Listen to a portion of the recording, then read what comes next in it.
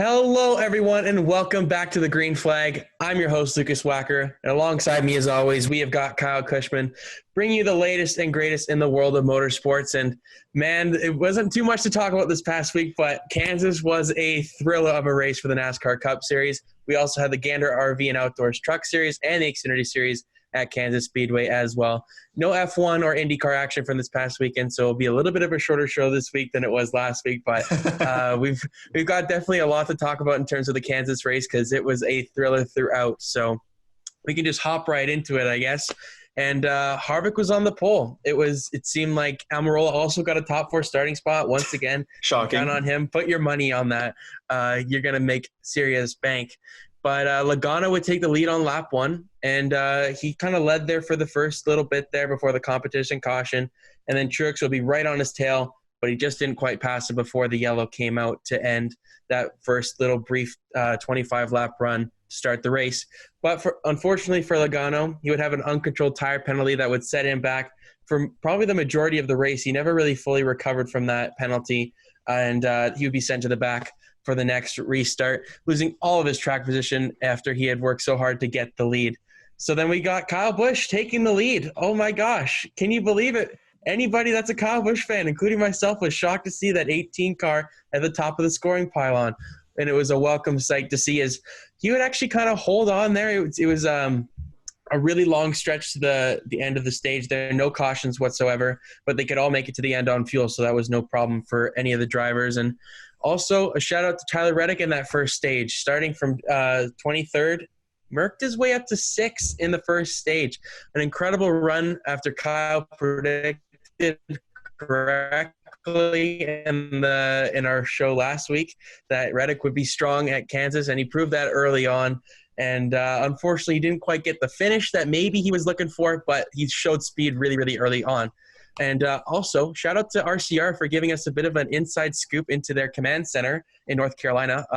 NBC got exclusive footage of that, I guess, an inside look for the fans. I'd never really known that there was such a thing as the command center. I don't know about you, Kyle, but it was quite interesting to see that they had like 6 big monitors, and they're all studying this data, one for Reddick and one for Austin Dillon. So I'm just curious, did you know anything about this kind of command center before this weekend or Kansas? No, I mean, like, you kind of know generally that they have these kind of setups and whatnot, but I definitely didn't know it was as extensive as it was. And it was really cool that they were able to get that behind the scenes look after that command center, specifically RCR, has played such a big role in the finish at Texas. And so it was really cool that they were able to get that access and be able to jump in there where usually you wouldn't be able to see behind the scenes at something like that in really any other sport.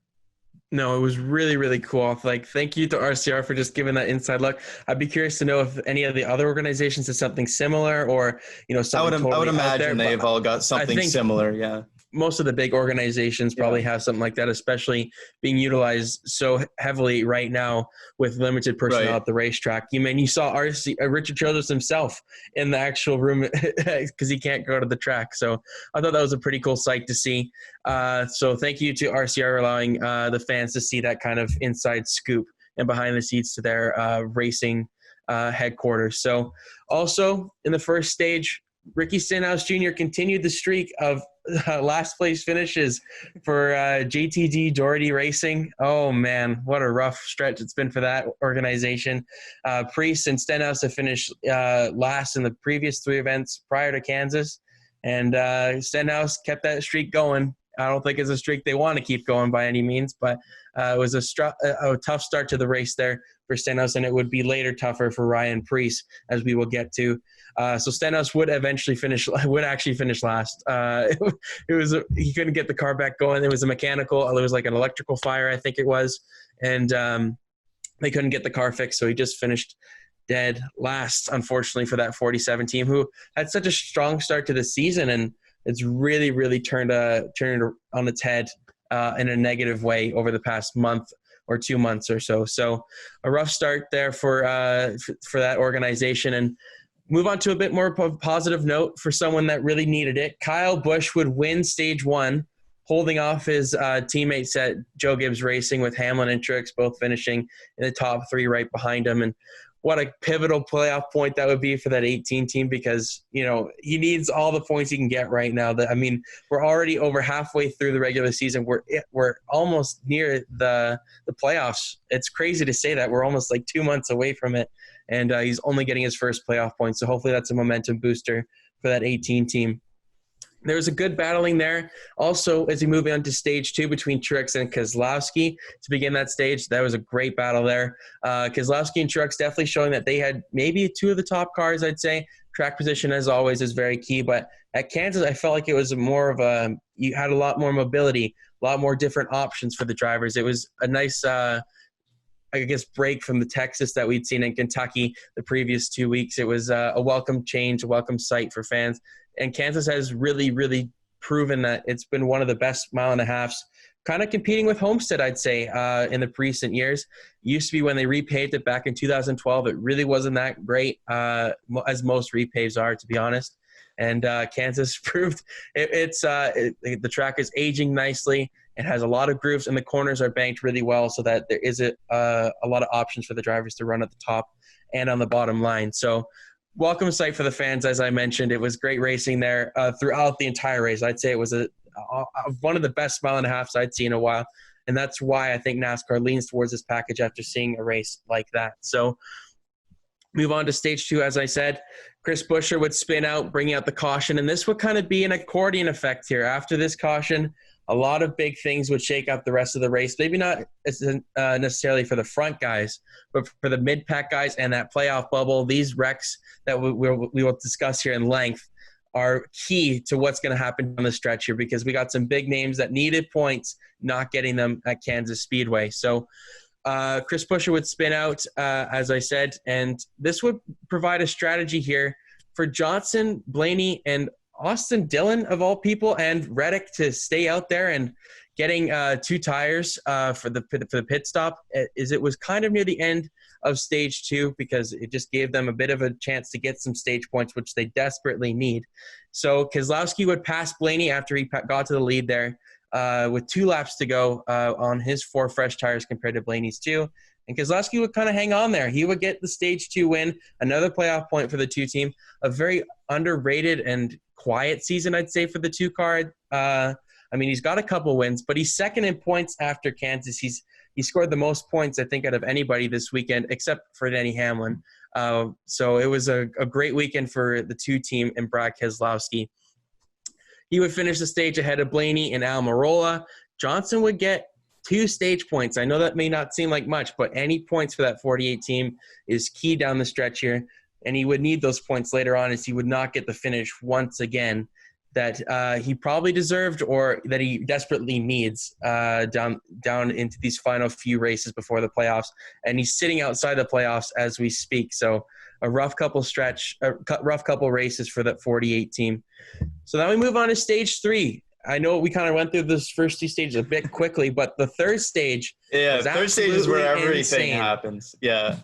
We have so much to discuss here. It seems like an entire race happened just in the third stage alone, to be honest.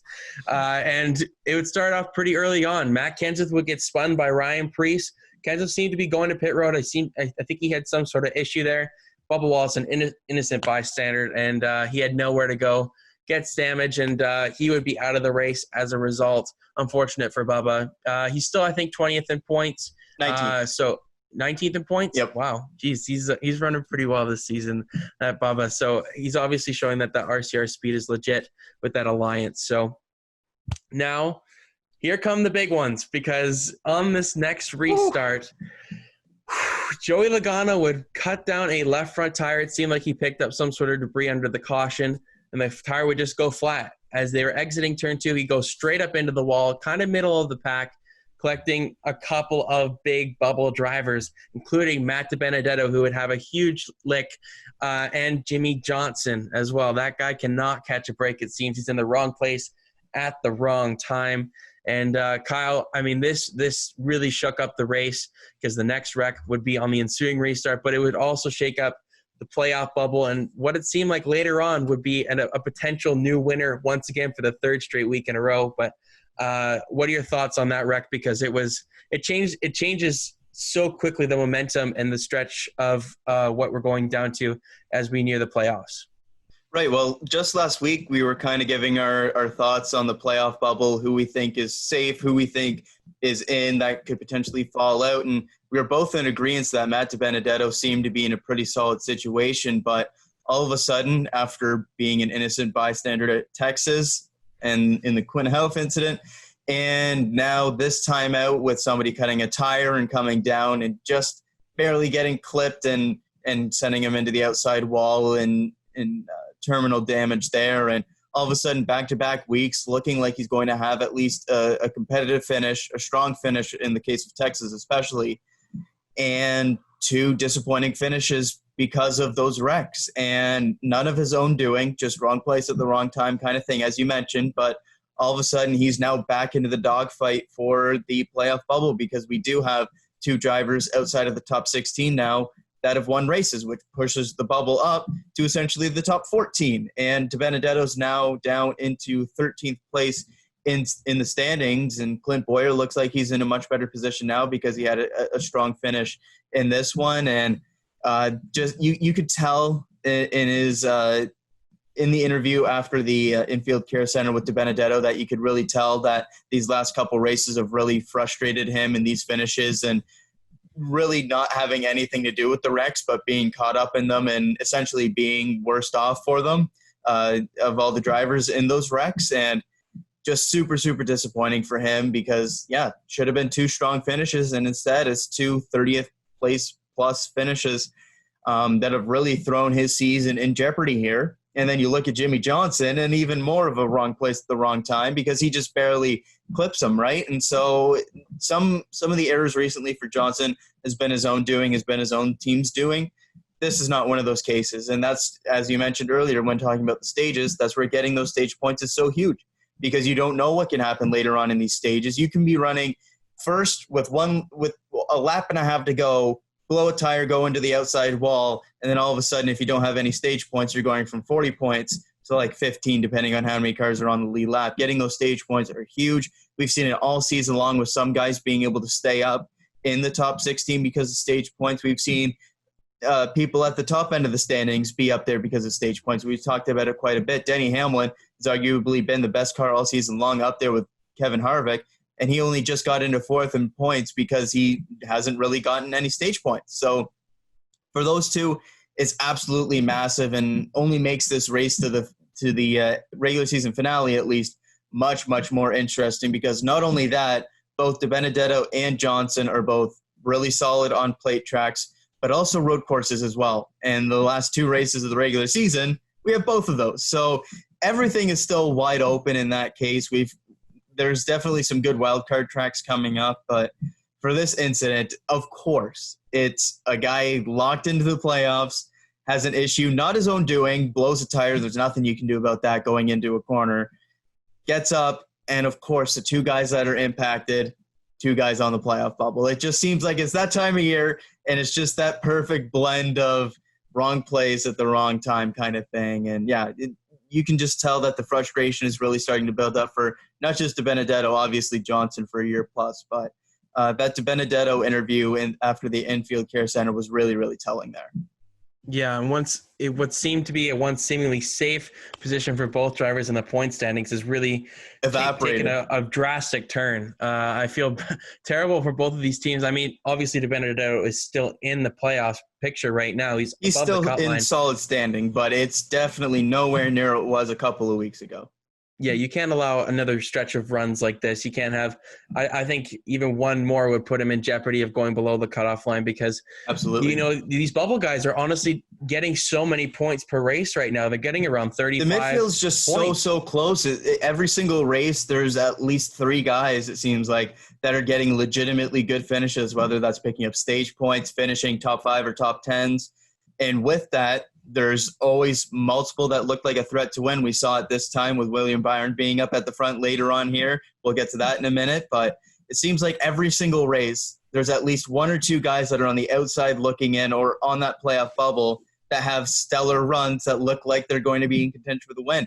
Even early on in this race, Tyler Reddick was flying and looked like he was going to be in contention for the win. Now his car kind of faltered off as the race went on. The high line that he was running up against the wall didn't really work as the night went on, but that's just to show that we've talked about it all year long, how tight this mid-pack is this year, how competitive this mid-pack is, and that's made this playoff race all the greater because week in, week out, there's somebody on the playoff bubble with a chance to win and a chance to pick up major points to completely shake it up. Yeah, you just have to minimize mistakes as we go down the stretch. You just got to bring the car home in one piece. It's just as simple as that. As simple as that. If you bring the car home in one piece, I know some things are just out of your control when you're behind the wheel, but if you just bring the car home in one piece. Cush's threes, that's a little tease for later. Oh, okay. All right. And, like I said, you got to just minimize these mistakes because, if you just bring the car home in one piece, you could just get yourself a solid top 15, maybe even a top 10 run, depending on the speed of your car. And that's kind of all you need to put yourself into a good position going down the stretch here. If you have one of these bad races or multiple races like Johnson and DiBenedetto have been having lately, then that just really puts your season and the momentum of your team. There's just nothing going for you. It just seems like nothing can go your way. And hopefully for those guys, it'll turn around here at New Hampshire this upcoming week. But obviously a huge wreck there, like we said, shook up the playoffs bubble as they showed it at that moment during the race. And the next wreck may not have had the bubble implications, but on the ensuing restart, this was one of the nastiest hits I've seen in a while, especially on a 1.5 mile track. So on the next restart out of turn 2, it seems like it's a deadly corner there at Kansas. I've seen multiple wrecks there over the years that have collected a lot of big guys and big names, and this one was no different. So off of turn 2, Christopher Bell kind of comes up in front of Ryan Newman. It's debatable on if Newman could have lifted there or, Bell just wasn't entirely clear. But Bell gets turned a little bit by Newman. Both of them would be collected, and Ryan Preece, the poor guy, he's just in the wrong place at the wrong time again, and he would go like with a nasty impact. It's very hard to describe. You have to watch it for yourself for me to fully comprehend how bad it was. The car almost flips over. I don't know how it stayed on all 4 wheels. It lands on all 4, and he would be okay, thankfully. He was out of the car pretty quickly, and he put his mask on. So you should too. So if he can put a mask on after hitting the wall that hard, yeah. And if he can put his mask on after taking a massive lick like that, I think you can put on your mask. Yeah. Yeah. That was the best part about it, because you see a lick like that, and immediately your thought is, oh God. And I mean, like, as he was sliding down at that speed, just because of how long it is as well, I was just thinking, oh no, oh no, oh no, oh no. And of just the angle, the speed, everything about it, it looked bad. And if never slowed down. If this was a wreck that happened just a handful of years ago, we're looking at a very different situation. But NASCAR has such incredible safety that a wreck like that can happen. You're concerned for a moment, but then the guy is able to get out.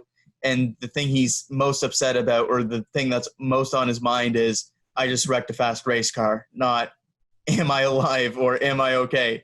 And the fact that you can have that kind of impact and be able to hop out and still have the state of mind to go, oh yeah, let me grab my mask. Like, that's all you really need to know. Because any impact like that, you should have a concussion. You should be unconscious. You should have multiple injuries. And the fact that he's able to jump out, grab his mask, and just kind of be upset that he was in the wrong place at the wrong time and wrecked a fast race car, like, just insane. Like, if you haven't seen it, you need to watch it, and that's all that's the best advertisement that NASCAR can make for their safety right there, because that's one of the nastiest inside wall hits I've seen in a long time. And yeah, I don't know how that car didn't flip over. And I don't know how he was okay to hop right back out. If you watch that and just think about your own road car, I'd say you are not making. You're gone. I think you're gone. That just speaks to the safety of these cars. The tracks itself, having the safer barrier has been a lifesaver for many drivers over the years. Cannot be stated enough how much we appreciate NASCAR safety. I'm sure the drivers appreciate it as much as anybody. And we're thankful that Ryan Preece is A-OK and looking to come back again at his home track at New Hampshire this week. It's crazy to say that, he just walks away, gets out of the car. As soon as you see movement inside the car, you kind of take a sigh of relief as a fan, just because they can move their extremities and everything's okay. Like oh my goodness. Yeah, I mean the car was just mangled up. It was insane. Yeah, that wreck on Audible. Oh my god, out of me. That one scared me. Yeah. No, it did for me too. My parents were like, "What are you doing? What's going on out there?" And I'm like, "There's a huge wreck. I'm losing my mind." And it was a massive impact for Ryan Preece. And that guy just can't catch a break. Of course, it's Ryan Preece, after we just discussed him last week, being 30th in points behind some of the guys in the back marker team. So hopefully he can turn it around this weekend, get himself just that car home in one piece. It's just simple as that. Just bring it home, get a solid, maybe even top 20 run. Yeah, well, he's pretty good on the short tracks. You mentioned that last week we were talking about him being 30th in points. Well, with this wreck and Daniel Suarez having a solid finish as well, Suarez actually passed Ryan Preece in standings as well now. So that 96 car that missed the Daytona 500, so literally one less race to accumulate points in, and Suarez is now past Ryan Preece in standings, which tells you all you need to know about, one, how well Daniel Suarez has run this year in that equipment, and two, how unlucky Ryan Preece has been, as well as some poor performance as well. But that's just some incredible stuff right there. Just totally terrible luck. Yeah, it's hard to put it into words where, I can't imagine what Preece is feeling after this stretch of run since the break and coming back to the sport, because I swear I've seen that car have every sort of issue that you can imagine underneath the sun, and it just seems like the luck just can't get any better for that 37 car. So maybe he needs to move back to that 47 with the number change. He seemed to have better luck in that number. So we kind of move on here now as we move on from that wreck. Obviously, that was a bit of a heart-stopping moment, and we move on, get the blood pumping again. We move on to the racing once again, and we're kind of winding down here. We're in the final 80 laps, I'd say, and it was the JGR teammates. It seemed like Hamlin and Truex, they probably had the two best cars in the race. I'd say that Kyle Busch was in there as well, but just didn't quite have the handling on some runs. It was a JGR and Penske fight throughout the entire race, with Keselowski and Blaney up there mixing it up with the JGR cars as well. So Hendrick was a no-show once again for the majority of the race. One driver would come to shake things up as we wound down here, which we will get to in a second. And now we move on to a bit of a strategy play on that caution, as Byron would stay out. Mr. William Byron, the Hendrick Motorsports Chevrolet, stays out, and everybody else comes down pit road. So obviously this is a play. He's on the playoff bubble coming into this race. He's below it by 2 points behind Johnson coming into Kansas. And this would shake up the race entirely as we move forward.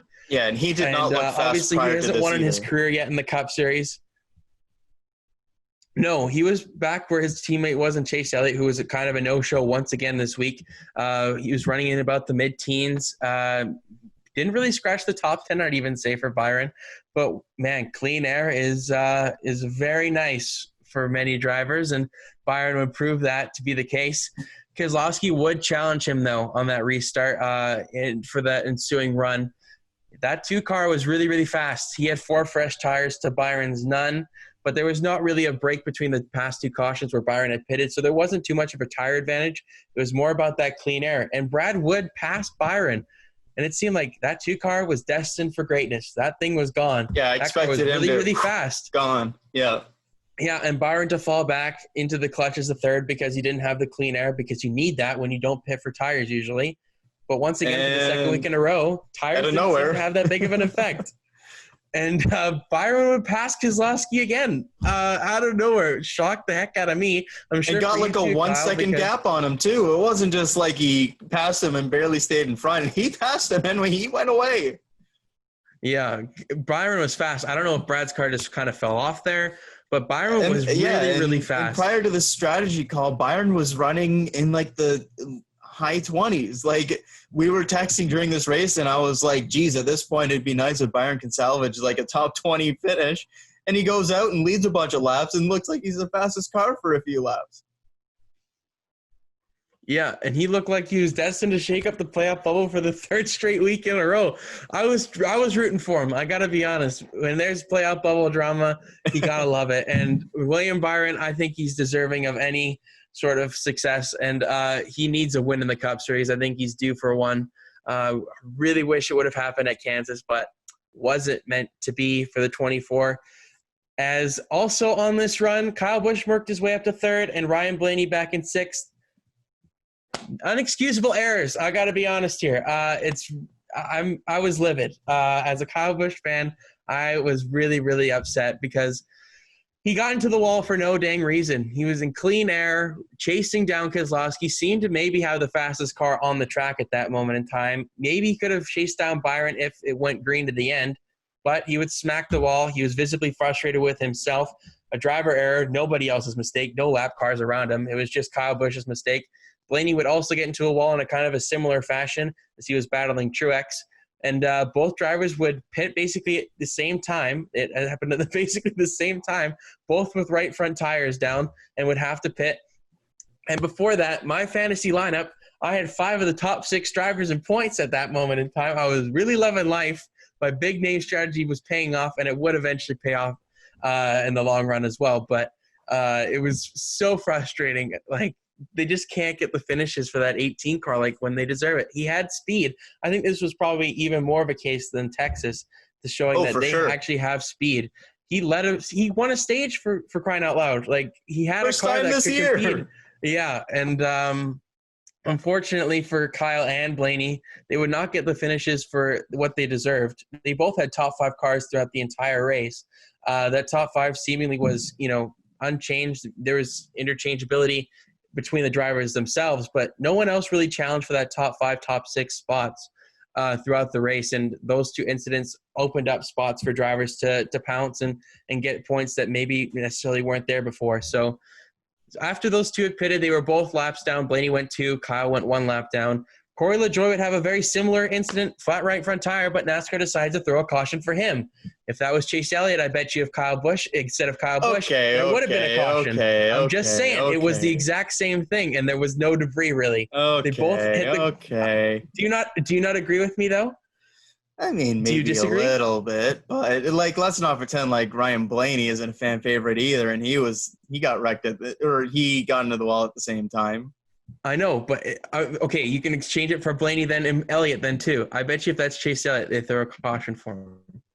I'm just saying. It's just very interesting.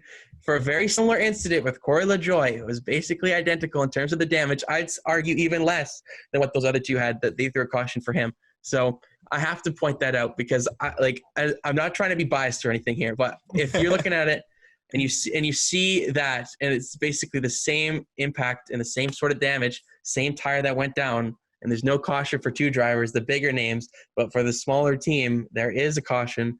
You'd think it would be reversed, but on this case, it wasn't. And, that kind of shook up the race even more now. So Byron's lead evaporates. It's gone. After he worked so hard and he built up the gap over Keselowski, that lead's gone. They would all come down pit road, and in an effort to keep track position, Byron and his teammate Bowman would take 2 tires, and everybody else would take 4 tires once again. These guys, obviously track position is very important, but I think that's probably where they made their error, because if Byron did take 4 tires here, I think the race could have been a different story. But that's going to be a decision because also Hendrick Motorsports with Chad Knaus, he was at home. His wife was expecting a child, as we mentioned in our preview show last week. So Byron had a replacement crew chief. So I don't know if that played into a factor in terms of what strategy they used there down the stretch. Could have been, maybe not, but that's just speculation. But maybe Chad Knaus wouldn't have taken the 2 tires in that scenario they would have taken before. Well, yeah, we just saw what was it? It was the second stage finish. Where multiple cars either took no tires or took 2 tires, and we saw that the one or two cars that were able to stay up front were solid, but the cars that weren't able to keep their track position, way back. It wasn't like Texas where you could stay up front and you were competitive the entire time. If you didn't get the clean air, if you didn't get the track position right away, you were dropping like a rock. Like John Hunter Nemechek, Tyler Reddick as well, they both dropped back to late teens, early 20s there in that second stage. And I just don't get – I get it from Alex Bowman's position because he was running bottom half of the top 10, early teens for the most part. Take that risk. If it doesn't pay off, you're probably running in the same similar position anyways. If it works out and you stay up front for a bit, awesome. For William Byron, you had the track position. You were the first car down pit road. I don't get why you needed to take the two tires unless you're expecting a bunch of other people to take two tires. But even in that case, you take the 4 and then you come out and then you can try to pass those guys. I just don't really get that call, especially when you were already on older tires. So you've got 2 new tires, but then an older set of 2 tires than the rest of the field. And I just didn't really get that call. They still got a solid finish out of it, don't get me wrong, but I feel like if they took 4 tires, they could have been looking at potentially like a top 5, top 7 versus getting 10th there. Yeah, exactly. I agree with that. I was kind of shocked that they would take 2 tires because when you're the leader, I mean, it's a no-win situation because some people are going to do what you don't do, but I'd rather take the safer approach in terms of that because only one person took 2 tires. He would have started on the front row if the team executed the other side of the car with a pit stop, which I'm sure they would have. And if he came out second there, I would say he would have been tough to beat down the stretch there, but he just didn't have the tires underneath him to perform at the car's best, and clean air is just king with this package. So John Hunter Nemechek would spin after this pit stop, so then it would set up another restart. And Bowman would actually pass Byron now on this final restart. But Bowman's success out front would be short-lived as well as the closer himself. Kevin Harvick, you may have noticed, I mentioned him on poll, and I haven't mentioned him since. Comes out of nowhere. Like, where the heck did Harvick come from? This may have been one of the most I guess, accurate cases where his nickname came to be. I just don't remember it being like this, perfect, where the closer nickname suited him like this. Like, he literally came out of nowhere. Don't get me wrong, he was running top 10 all race, but he did not have a first place speed. And he took the lead with the 4 fresh tires, and he seemed destined for a win. But the other dominant car of the season, Denny Hamlin, would be the spoiler in this party, as him and Brad Keselowski and Martin Truex Jr. eventually, who I would say probably had the fastest car throughout the race. He just did not have restart line at all, and he did not took him a couple laps to get going. I think he had the fastest car, but he just didn't get the points. He didn't get a stage win, which I think he ultimately deserved throughout this race based on his running performance. And he would not get the win, but he was charging hard in those final few laps. And if there was maybe another caution, he may have had a chance. Who knows? But it was between the 2 dominant cars of the season, Harvick and Hamlin, kind of out of nowhere because these 2 weren't really battling at the front between themselves for most of the race, or at all, I should say. And Hamlin would pass Harvick with 13 laps to go. Keselowski and Truex would also pass Harvick, so setting up for a 3-way battle for the win there. But Denny Hamlin, he comes away with the win and wins at Kansas Speedway on a shock kind of win. I mean, he ran well, don't get me wrong, but he gets his 5th win of the season. Most of all drivers, he breaks that tie with Kevin Harvick. I'm sure there's a bit of bragging rights down the stretch there between those 2, and Hamlin ends up the victor. Obviously, he needs more wins because 4 isn't enough for him, so 5 should supply him for another week here. And, man, it's crazy to say, but, I mean, after a race that looks so destined for a new winner, or, someone that maybe doesn't have the success this season as Hamlin and Harvick, it was those 2 battling for the win at the end. I did not see it coming whatsoever between those 2 at the end because of what the race had shown me. I don't know about you, Kyle, but it was obviously a bit of a shocker there. kind of a disappointing finish, not going to lie, in terms of who won the race. I would have loved to have seen Byron win. If the race stayed green there, it would have been interesting to see how that played out. But love to get your thoughts on, the Kansas race as a whole and Hamlin being the victor once again. Yeah, I mean, for Hamlin, it seemed like he was kind of laying low or didn't really get the attention that he probably deserved throughout this entire race, because he did finish second in that first stage and fourth in the second stage. So he had competitive speed the entire time.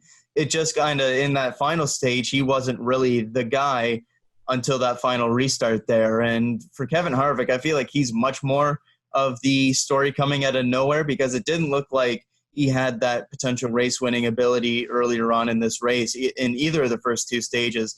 And then all of a sudden comes out of nowhere to grab the lead on that final restart. And that's where I was like, oh, my God, here we go again. And then Hamlin started running him down, and I'm like, okay, this at least makes a little more sense and eventually makes the pass. But if Martin Truex Jr. was coming on strong there, Brad Keselowski was looking competitive as well on that final run, but just not enough laps to catch the two guys that got away best. And yeah, I wonder what could have been different if Keith Rodden back up and the crew chief for the first time in a long time since Casey Kane was at Hendrick Motorsports. I wonder what could happen differently if it was actually Chad Knaus up there, because no disrespect to Keith Rodden, but he's tried the risky stuff, but did not have a lot of good cars with Casey Kane. He tried the risky strategy. I just think like he tried it one too many times. He pulled the risky strategy and it worked the first time, and then he tried going back to the well the second time, and it just wasn't a good decision in my opinion. If it was Chad Knaus, I wonder for starters if that if the staying out no tire call is made in the first place.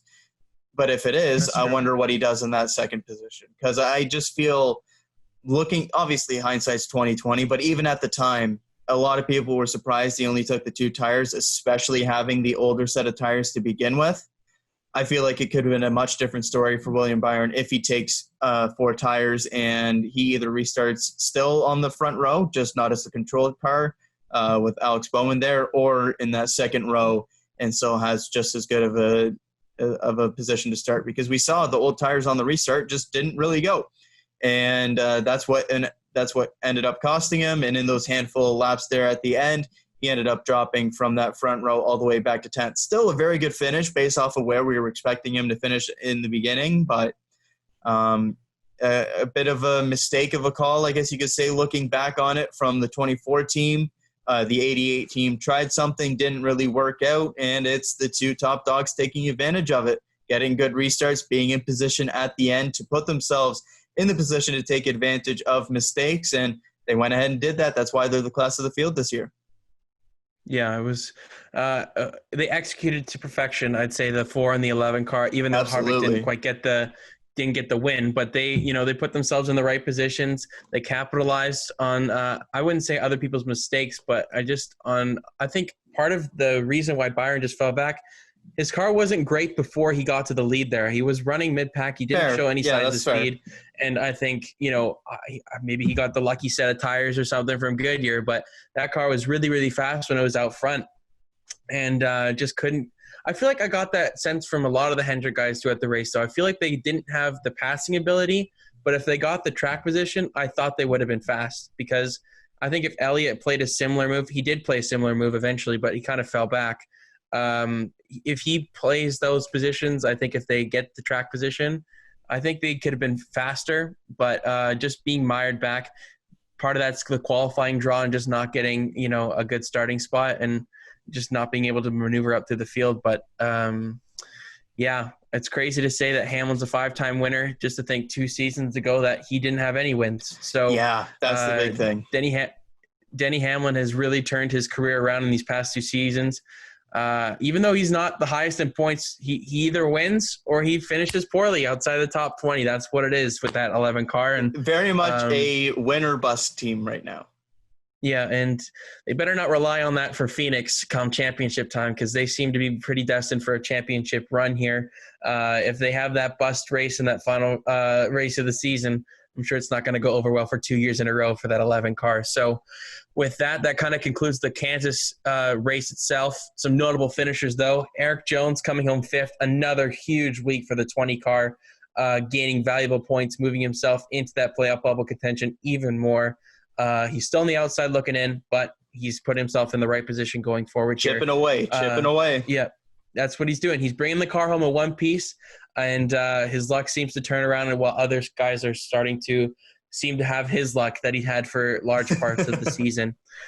Cole Custer comes home 7th, the highest scoring rookie for this race. Didn't quite see that one coming this week. Thought Kentucky wasn't a fluke, man. This team's starting to turn it around. They've got speed all of a sudden after being 25th, 26th in points much of this year. He's up into a tie for 19th. He's into the top 20 for the first time in a long time. I don't even know if he's been in the top 20 at all this year in points. So another very solid finish for that 41 team. Since even before Kentucky, it really started to turn around at Indianapolis. They found some speed, and it's been working for them. They're into the top 20 for the first time in points, what we think is for the first time this year. And there is quite a substantial gap between 19th and 18th, but that doesn't matter anymore because they've got the win. They don't need to make up the points. They just need to consistently find that speed while heading into the playoffs. And then that's when everything resets. It's all back to square one for everybody, and it's the same starting point. Essentially, obviously, the playoff points and whatnot factor in. But for a team like Cole Custer's, just keep knocking off these solid finishes. Just keep that momentum going into the playoffs because that Stewart-Haas speed, once everything's reset, race one of the playoffs, who knows, maybe they can sneak through and make it through past the round of 16 because they've shown consistent speed over these last few weeks. And especially if something does happen with Clint Boyer and he does end up falling out, he's definitely in better position after this week. But Cole Custer, all of a sudden, all year long, it was looking like Tyler Reddick's the main guy and Christopher Bell's number 2. All of a sudden, these last few weeks, Cole Custer's been like, let's not forget about me here. Yeah, he's these next couple of races before the playoffs are just momentum builders for that 41 team and essentially practice sessions. Just keep to get proving speed. That the speed that they've shown the last 3-4 weeks is not a fluke, that it's consistent, that they found what works for both the team itself and the driver. And, just keep it up because once it resets, who knows what can happen in the playoffs. Yeah, the playoffs are just a crapshoot when it comes to that first round, especially. It's going to be insane. I'm looking forward to it. And also next up, Kyle Busch in 11th, I'd say, is the next notable finisher. Top 5 car all day long, manages to get a 11th place finish. Not the result that he ultimately deserved throughout the race, as the same with Ryan Blaney, but a nice recovery from where he was in the 20s after he had that incident. So he worked his way up to 11th. So Tyler Reddick would come home 13th. I'm probably a bit of a disappointment, I'd say, for that 8 car. I'd say considering what happened to his other bubble rivals down the stretch here, especially in this race. It was a really big opportunity for him to capitalize and gain some points. And I think he could have managed a top 10 run for sure if the car just didn't go ill handling on him and probably some restart. You mentioned it earlier. You went from 23rd up to 6th in the first stage, and I don't know what happened after that first stage, but they did not have the same speed after that. I don't know if it was other cars started figuring out the lines and started running better than him. I don't know if something happened. Maybe he got into the wall one too many times and kind of ruined his aerodynamics or something. I don't know exactly what, but it was not the same car from the first stage onwards, and that's a little bit disappointing because, as I mentioned last time out as well, this was a great opportunity for Reddick to really capitalize, get another really solid finish, and maybe even vault himself into the playoff picture. Just didn't quite happen. Still got a solid finish, got some good stage points as well in that first stage. Ended up jumping up a couple places in the point standings, but not enough to get back in, just continuing to chip away at that bubble and starting to run down the amount of time to chip away. But again, just be consistent, and that's what Reddick's been. We've seen some other guys around that bubble, one good week, one bad week. That's basically what Eric Jones has done all year. But Tyler Reddick has been very, very consistent. He hasn't had as much of those kind of wreck out kind of days. And that's what's really put him in this position ahead of somebody Impressive for a rookie. Ahead of somebody like Eric Jones at this point. So just needs to keep that up as we go along here, but he definitely needs another marquee finish, maybe even two, as we head down the stretch here, and missed opportunity at Kansas to really get that marquee finish that he's looking for.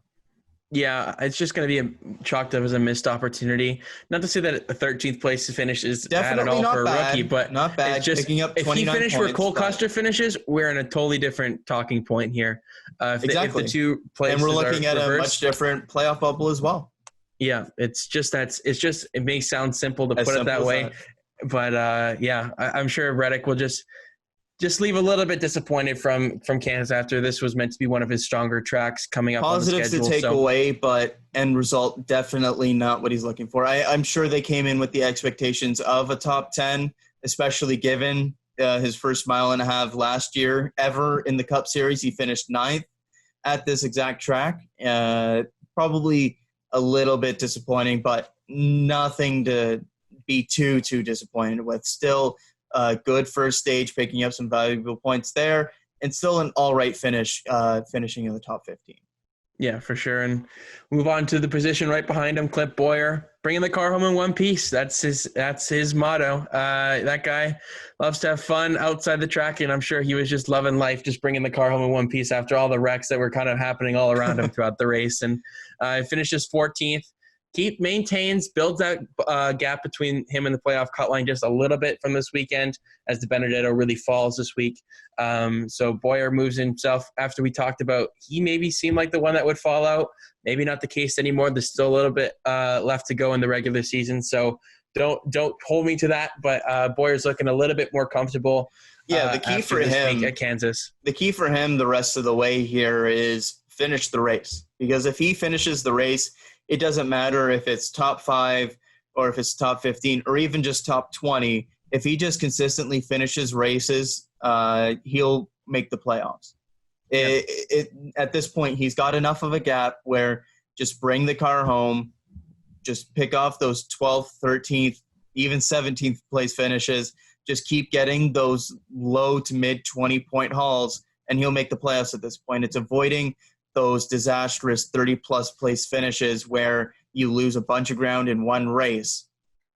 Given the people behind him, even if he does finish those 12th through like 17th place finishes, they've got a chance to pass him. But if he just does his job, finishes the races, as we've kind of mentioned this entire time, just pick off those finishes, and you'll probably be safe. And that's what he did in this race. For much of this race, he was looking like he was going to finish low teens, maybe high 20s even. He was complaining quite a bit about the car, but other people around him had issues. He kept the car clean, finishes top 15, jumps up past Matt DiBenedetto in standings, picks up even more of a gap to the playoff cutoff line. Yeah, if he just finishes where he did this week, exactly, he should be fine down the stretch. He's good. Yeah, the consistency. Bowyer finishes 14th, where he is basically in the standing. So pretty evident of where that 14 car is at the moment. We move the spot right behind him now. Ty Dillon, 15th. The 13 car has kind of made it onto the finishers thing a little bit. Just minimizing the mistakes, avoiding other people's wrecks. He made it through those wrecks that were kind of probably all around him. And Ty Dillon comes away with a top 15 finish. Obviously a huge probably payday for the Germain Racing team. Yeah, and really starting to turn around their fortunes, because early half of the season they were not good at all. And after a solid year last year where they were up almost competing with RCR in points, really fell off of that mid-pack as the mid-pack took a step up. They didn't, kind of fell behind, but slowly starting to turn things around. A couple of those 15th place finishes these last handful of weeks, just starting to pick up that positive momentum as they continue on, which is big for them. Obviously, you don't really expect them to be top 22, top 23 in points like they were much of last year. But again, probably disappointing to be down in 27th right now. Probably weren't expecting the massive steps that Richard Petty, Motorsports, and Front Row took this season. So just slowly building that positive momentum, look to finish this year fairly strong, maybe try and push to get up towards top 25, that's probably a bit of a stretch at this point. They're solid 40, 50 points back of that at minimum. So just build that positive momentum as you keep going along, pick off these finishes. That's exactly what it is. People are running hard, trying to get into the playoffs. They're going to make mistakes, take advantage of those mistakes, pick up the points hauls. That's what Ty Dillon's done these last couple of weeks. Obviously, the mistake with William Byron, the exception there. That's what Daniel Suarez has done. Just finish the races, pick up your points hauls, and move on. They must feel like they've missed the performance train just a little bit. They're just left sitting at the station in terms of what they're used to running around. They seem basically what they were last year, but everybody else around them is just taking such a massive step. Yeah, there's a lot more variety or a parity, I guess, in terms of like the midfield. One race you could have a front row car in the top 10 or top 15, but you just don't see haven't really had Germain Racing have that speed in the actual race. They may get the finish there, but they don't quite run there. So it's just capitalizing on other people's mistakes. Seems to be, we should call that episode capitalizing on other people's mistakes, but it is what it is. It's the truth. So Michael McDowell comes home 16th, the front row Motorsports car right behind him. We got some of these mid-pack, in the 20th points range, getting top 20 finishes today because some bigger names had problems like Johnson and Logano and De Benedetto. So good to see that they're actually capitalizing on this. And McDowell, 16th place, just seems to have one of these runs once in a while. Been, ever since the All-Star race with Bubba there, it seems like him at the Texas, I don't know where he finished last week. I think basically the same position. Yeah. He had a great run there, and then he finished 15th at Texas, 16th for McDowell at Kansas. So good little stretch here for McDowell on back-to-back weeks, and I'm sure that's a positive there at Front Row Motorsports. Daniel Suarez home in 18th position, just bringing that 96 car home, and a very, very solid position, really outperforming what that car is capable of, showing that he still has the talent behind the wheel, just hasn't had the success in the big name rides that was expected of him, and the youth movement in NASCAR coming up right behind him has really put the pressure on those kinds of seats, and just didn't quite – he was moved at the cup too quickly, as we've talked about as well. And if he had that one more year in Xfinity, who knows where Daniel Suarez might be right now. So really, really solid run for that 96 car. Positives, as Kyle mentioned earlier, moves past Ryan Preece into the top 30 in points. That's obviously something that was probably exceeding their expectations coming into the season. Oh, absolutely. So, and, it's based on what they've run in the past for that 96 car, they can only be pleased and excited of what Suarez has brought to the team. So obviously that's a positive there. And we move on to the other Front Row Motorsports car, John Hunter Nemechek, although he spun late in the race, finishes 19th. Not bad for the rookie. It's just, bringing the car home. The 38 car has been, pretty solid this season, but definitely been a shock to many of us in terms of their performance and that entire organization as a whole. So top 20 there. Corey LaJoie, 21st. Not too bad again for the 32 car. And not too much to say about Corey. I mean, he had that incident, like I mentioned, with the flat tire. So good recovery. He kind of recovered there, not to run back in the late 20s, in the early 20s for the 32. JJ Yaley, 22nd place. You don't hear his name much anymore. Crazy to think that he was in a Joe Gibbs car not too long ago in this actual century. So it's crazy to say that.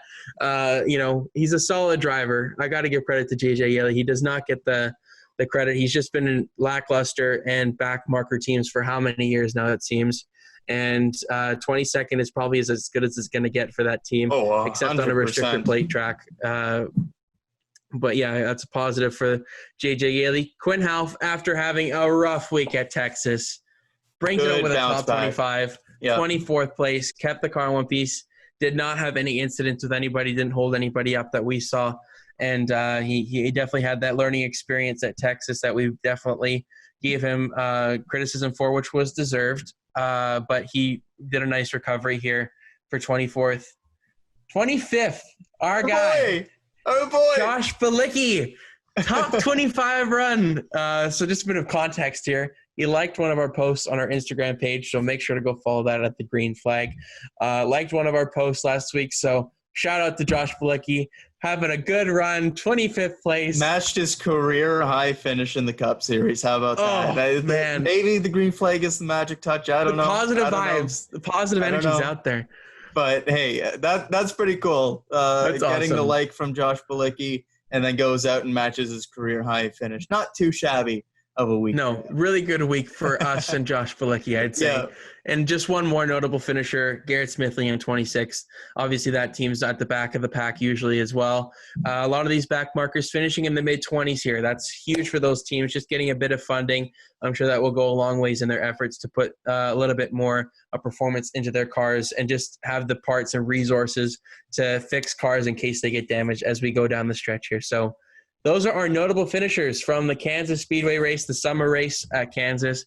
And the ratings for the midweek race were not too great. It seems like this experiment is not really working too well. Even though I kind of like the concept, I much prefer a Wednesday race than a Thursday race, I got to say. But it wasn't great. A 0.9 rating and 1.47 million viewers on the Thursday night. Definitely nowhere near the numbers they would have gained if it was a Sunday race or even a Saturday night race. So I think NASCAR can definitely take these numbers into consideration in the future. While they may do one-offs, midweek race, I'm not saying it's the worst thing in the world. I kind of like having the midweek race myself. It's a good thing to just keep you busy during the week, but especially during the pandemic here, it's good to just have NASCAR basically on all the time. But I'd say long-term, this probably isn't the solution for NASCAR if they're looking to find more viewership or something like that. They're going to find their viewership on the Sundays and the Saturday night races. So definitely, I think that's probably that's the lowest race since 2000 something. I think it's like 2001. That's the lowest viewership they've ever had for a race. So, and definitely fans who didn't watch it missed out because it was one heck of a race at Kansas. Yeah, Thursday night was just weird for many different reasons. If you're thinking a midweek race, you're thinking a Wednesday, split the week in half. And I didn't really get the Thursday night, especially because they ran the rest of the series going the Friday night and then the Saturday. So I don't really get what it was there. But I guess what I made out of it was they wanted to give like a pseudo kind of weekend off. You can't take a full week off just because you need to get all the races in. So if you do it on the Thursday, quick turnaround from Texas to Kansas, but then you get essentially 10 days off. So I guess that's why I give them a weekend off, a bit of an extended break, but you just kind of move the race up. But Thursday night was weird timing. I would much prefer if you're going to do a midweek race, just do it on the Wednesday. But yeah, I feel like after this year, the midweek thing is kind of done and over with, which we tried it. It didn't work. Okay, let's move on. Yeah, it's especially during quarantine when everybody's at home right now, or for the most part. I can't imagine what it would be like on a regular if the world was in a normal state. Exactly. And the viewership would even be lower. So, and hey, I prefer the Saturday night races anyways. Yeah, chalk it up to that. And I think part of it, too, was NBC wanted to try out a midweek race for their network because Fox had theirs. And obviously NBC didn't. That's okay. Fox had more viewership than the NBC for the midweek race. So you can take that and view it as no weather impact either. Yeah. It's actually been a good stretch of run here with no weather impact. It's been nice to not have to – knock on wood. Yeah, for sure. And with that kind of concludes Kansas, the race itself. But we've got Cush's threes to wrap up Kansas itself. So, Kyle, take it away. Number one for me, most impressive. After going from me hoping for just a top 20 finish to going up, leading a handful of laps, and still finishing top 10, even with a questionable strategy call. William Byron and Keith Rodden, I was not expecting anything from these guys going into this race just because Chad Knaus wasn't going to be on there. And early on, it did not look like they had speed. It looked like they might have been a lap down after that first stage, but a strategy call later, you get up out front, you get some clean air, you show that you do actually have some speed in this one. Still finishes 10th. Very impressive day for me. And jumps back into that lead position in that 14th place there in points, being that last car in on points in the playoff standings. Number two for me, you mentioned him earlier, best of the rest. JJ Yeley, man, not just a top 25, a 22nd place finish. Like, you do not expect that out of premium motorsports equipment. The number 27 car finishing 22nd. I mean, come on. Obviously, there's a lot of cars that wrecked out, and that's why they're able to get into this position. But even then, JJ Yeley looked the class of the rest in terms of the backmarker cars, because he's up in 22nd, and then 24th, 25th onward is where you get the rest of them. But Yeley, impressive performance for him. A big points haul for that team in the owner points. You'll love to see that. These next two go hand in hand. It's the final most impressive and my number one most disappointing, and that's most impressive John Hunter Nemechek and most disappointing Ricky Stenhouse Jr., and that's because of the qualifying formats. With Ricky Stenhouse Jr. finishing last, with John Hunter Nemechek finishing the race and getting a decent finish, Nemechek actually passes Ricky Stenhouse Jr. in points to jump into the top 24, and for the first time, Ricky Stenhouse Jr. is down into 25th, which means Nemechek, both Front Row Motorsports cars, are in that 13th to 24 range in the qualifying draw, and both JTG cars, Ricky Stenhouse for the first time, is down in that 25th and onward position, which is huge because Ricky Stenhouse, with these poor finishes, is gone from a top 20 position in points all the way down to 25th now, and that's huge because of the qualifying draws, and that's going to greatly impact what they're able to do during the races, especially early on. We've seen time and time again with people like Christopher Bell, even Cole Custer for quite a bit here, how difficult it was for them to overcome those starting positions. And JTG had a bit of a gap there for most of the season with Ricky Stenhouse Jr. That's now evaporated for the first time. They're out of that top 24, and that's huge. Obviously, the race itself, nothing Stenhouse Jr. can do. Electrical fire, that's just dumb bad luck. But Nemechek finishes the race. I talked about it. He just needs to finish races, really, really bring down that incident counter, and it's worked out. Finishes the race, finishes top 20, picks up a decent points haul. Stenhouse finishes last, picks up 1 point, and he's got passes Stenhouse Jr. by 2 points to get into that top 24.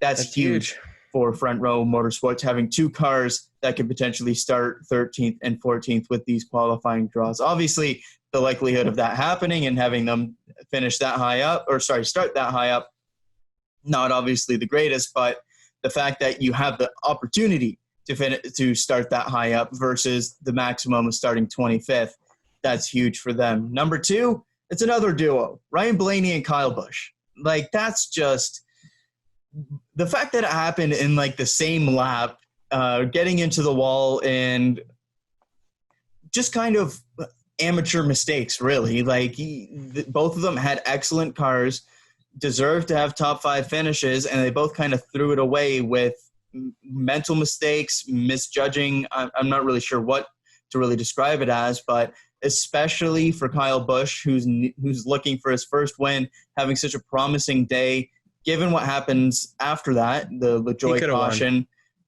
if he doesn't get into the wall there, he's probably in the same position that, or even better than what Hamlin and Harvick are in, and he probably is looking like he's one of the favorites to win that race. Instead, he gets into the wall. He does get the caution later on. He gets the lap back, but a mediocre finish compared to the speed that they had. Ryan Blaney, obviously not as big of a hit. He drops down to 3rd in regular season points. That's not super important, but again, it's just kind of the mental aspect of Ryan Blaney's had a bunch of these good race cars, and factors outside of his control have affected his ability to win the race. This time it was a very good car and a mental mistake on his part that cost him the opportunity to win. So those two kind of go hand in hand because it was very similar incidents. And finally, for Cush's threes, a bit of a stretched out one because I kind of went hand in hand, front row and hand in hand, Blaney Busch there. I'm kind of stretching the Cush's threes label here. But finally, Ryan Newman.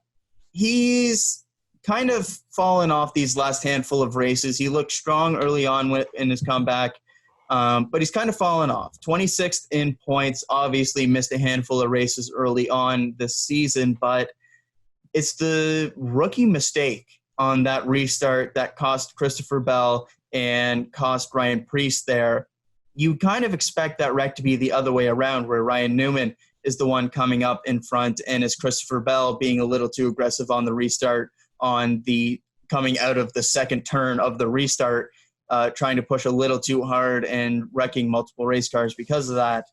Ryan Newman, I really don't know what he was thinking there. Just get off of the gas slightly and save everybody, save your own position, save Bell's, and save Preece from that massive impact. Instead, he pushes way too hard, way too early, gets into and essentially turns Christopher Bell, quite frankly, which leads to the massive wreck that happens afterwards. But those are Cush's threes.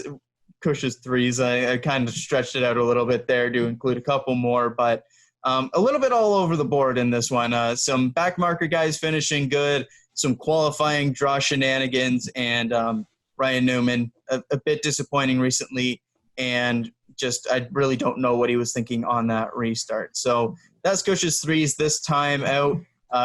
Feels good to be talking about some backmarker guys with some good finishes. I had a lot to choose from in this one, but very, very good Kansas race after a pretty solid Texas one, bringing some positive momentum as we head into New Hampshire here. Yeah, we've got, as a result of the Kansas race, Byron moves inside the playoff cut line now after his strong result. Reddick stays put on that playoff bubble on the negative side of it. Eric Jones moves past Jimmy Johnson now. So Johnson in a very dire state here coming down the stretch. He's got to turn this thing around right away. It's got to start at New Hampshire. He cannot wait any more weekends. I mean, that 48 car is not looking like it's going to make the playoffs. Just maybe not even on speed, but just on pure darn luck. Like, he just can't catch a break. So, yeah, hopefully for the fans' sake and for Jimmy's sake that he can end this season on a high and make the playoffs. So it's going to take quite the turnaround here to outscore these other guys who are performing pretty consistently well here as we go down the stretch. So that's Kansas. That's done. And, well, we've got – do you want to do the fantasy preview for New Hampshire, or should we do the Xfinity and Trucks? I might as well do a quick hit on Xfinity and Trucks, and then we'll move along to New Hampshire here.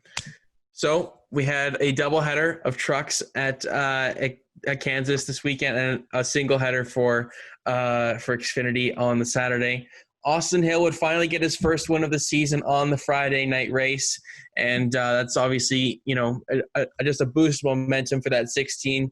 And that 16 team locking himself into the playoffs. He was first in points before this race anyways. Just going to extend that lead even further after the Friday race. Not too much happened in that Friday race. I watched it. It was, pretty, good racing. Not to say that the trucks always supply great racing. Lots of comers and goers. The KBM trucks really struggled, but you had the GMS trucks look really, really solid as well with that 5-horse stable over there. And then on the Saturday, coming into this weekend, we had some surprise news. Travis Pastrana making his return to NASCAR and a shock return for Nice Motorsports, filling in for Ross Chastain, who was going to run the Xfinity race, so he didn't want to do the doubleheader. So Travis Pastrana kind of comes out of nowhere and fills in that 40 truck. He would finish 22nd. He had a spin, had a couple issues throughout the race, but I would say all in all, not too bad for Travis. I know there was some issues for other trucks, but I think you got to take that as a positive for Travis Pastrana coming in for the weekend. I mean, it came out of nowhere. I have no idea. I remember when he was in the 60 car for Roush, it was such a big deal, but he would always wreck in that thing. It was in that funky looking 60 car. But, Travis Pastrana makes his return. I'm guessing it's just a one-off. Maybe he'll come back, maybe run another one throughout the season, but just a welcome sight to see the goofy guy, the fun guy that we all love. How do you not love Travis Pastrana? Like, come on. Back in NASCAR. So even though it was a truck race, it was a one-off. Still good to see him in the fire suit and at a NASCAR track. There's also some big wrecks in the Saturday truck race. Johnny Sauter would get into this big impact, and this is going to be a huge blow for his playoff hopes because as we've mentioned in the show, the playoff bubble line is pretty tight, but leaving Kansas now, it's extended a little bit more. It's a 22-point gap now. Tyler Ankrum falls out as a result of 2 poor finishes this weekend at Kansas, and Johnny Sauter 53 points out of the playoffs right now. That's huge. This guy used to be the big name in the truck series, and this season has just not gone his way, whether that's luck or speed. It's been very, very unlucky. Stuart Friesen has had a very unlucky season as well. Two 10-point penalties for Johnny Sauter as well has been a big, big hit. They've had the Truck Series has had a couple of points penalties this season. The 20 points back from those 2 penalties, and all of a sudden it's a much, much more manageable position. But I believe it's only like 5 or 6 more races until the playoffs start here. And given the speed that Derek Kraus has shown recently, given how strong Front Row Motorsports has been in their first ever truck venture, and that top 8 looks pretty untouchable at this point right now. So it's going to be tough sledding here, especially for somebody like Tyler Ankrum, who's had a couple poor finishes here, needs to turn it around quickly. But, yeah, I think Johnny Sauter's probably on the outside looking in. The only one that can really contend here is if Tyler Ankrum can fight his way back in. Yeah, but these guys can win. That's the crazy That's the key thing. Here. Any of these guys can win. Any of these guys can win. Even further back, like Stuart Friesen, Raphael Lessard has KBM equipment, so you never know what can happen there. But, two first winners of the season in these 2 races at Kansas, which kind of makes sense. Not as many non-eligible drivers in this one, just because. Well, not just Kyle, Chase Elliott as well. Ross Chastain's been in here as well. So, but yeah, up to 4 winners on the season now for the Truck Series, as we'll get to in a second with that Saturday win. Yeah, I mean, well, just quickly on the playoff bubble again, Ankrum, Sauter, Tanner Gray, been a really good surprise. Tanner Gray's been a big surprise, yeah. Team truck. Stuart Friesen, Raphael Lessard, Ty Majeski, Austin Wayne Self, and then you get kind of into the back markers a little bit. But I'd say the top 16, starting with Majeski there and moving on the way up, have the potential to win. They may not, but they have the speed or the right circumstances. We've seen it in the past in the series where some surprise winner can come in and shake the bubble. So there's definitely a lot more competitive race of the trucks. Season, Jordan Anderson was about 2 inches away from shaking up that bubble first time out. Crazy. I can't even remember Daytona, to be honest. It's crazy to think that it feels like it's a lifetime ago. Oh, it was a lifetime ago. Yeah, definitely. Todd Gilliland, is the first car on the inside of the playoff truck. Is the first truck inside the playoff cut line right now. He's holding that with 22 points over Ankrum. Pretty good season for Todd Gilliland, despite being kicked out of KBM for not having the performances that team was expecting. And obviously Lessard is kind of in the same situation in that 4 truck right now. So kind of disappointing for them for sure. I've got something playing here. I don't know what's going on. Okay, there it is. It's some sort of video from the NASCAR highlights. I was going to say probably the NASCAR website with an autoplay. Yep, it was. Great. So off topic there for a second. Sorry about that. And we move on to the truck race kind of after the Travis Pastrana. We covered him a little bit. There was the big wreck with Sauter. And then the GMS trucks decided to take themselves out as well as that was kind of a weird incident as Zane Smith turns, I think it was Moffitt into Ankrum, and then both of those trucks are out, but then Zane Smith would just keep on going. Just obviously a bit of it. Probably not the greatest Monday at the shop, I'd say, for GMS. Probably not. Probably the group chat, the group chat text was pretty entertaining afterwards. Hey, why'd you wreck me? Yeah. Well, there's going to be a lot of hurt feelings between those 3 teams there. So that kind of took Ankrum out of the playoffs. After that wreck, it really hurt his day after he was having a top 10 run in the 26. So now we move on to the final laps. Matt Crafton and Christian Eckes battling it out, the young gun versus the veteran, and the veteran would prevail as Matt Crafton, who's been a bubble guy all season long, wins at Kansas, locking himself into the playoffs. Obviously a huge win because him and Derek Kraus and Gilliland are all in that playoff battle coming into the second Kansas race, and Crafton's really turned his season around here the past couple of weeks. 2 third-place finishes coming into this weekend, and then Crafton getting the win. That's huge for the 88, the defending series champion. Crazy to say that after last season as well. So Crafton wins and locks himself in. So And Christian Eckes will have to wait one more week to wait until he gets his first Truck Series win. But he's got the speed. He's got the potential. He'll be a future champion, I'd say, maybe in this series for sure. And good for Crafton. The veteran prevails. Obviously, Kyle, this is shakes up the playoff cut line where it seemed like Crafton may fall in or out. He's in, and that bumps up the playoff cut line just that one spot more. Yeah, not only that, he picks up a massive points haul, 57 points out of this race, vaults himself into sixth in points, and it's quite a bit of a gap, 73 points back at first, but he's within punching distance all of a sudden after being on the outside looking in for much of the season in points. 4 straight very, very solid points hauls for that team. And yeah, really turning their luck around after a very shaky start to the season, some poor finishes, a 10-point deduction because of a penalty as well, and really starting to turn it around here, which is great to see for that team because, again, it's just one more competitive truck that has race-winning ability. And we've said it time and time again, but this Truck Series playoff battle is so tight. There are so many potential winning trucks, so many championship contending trucks.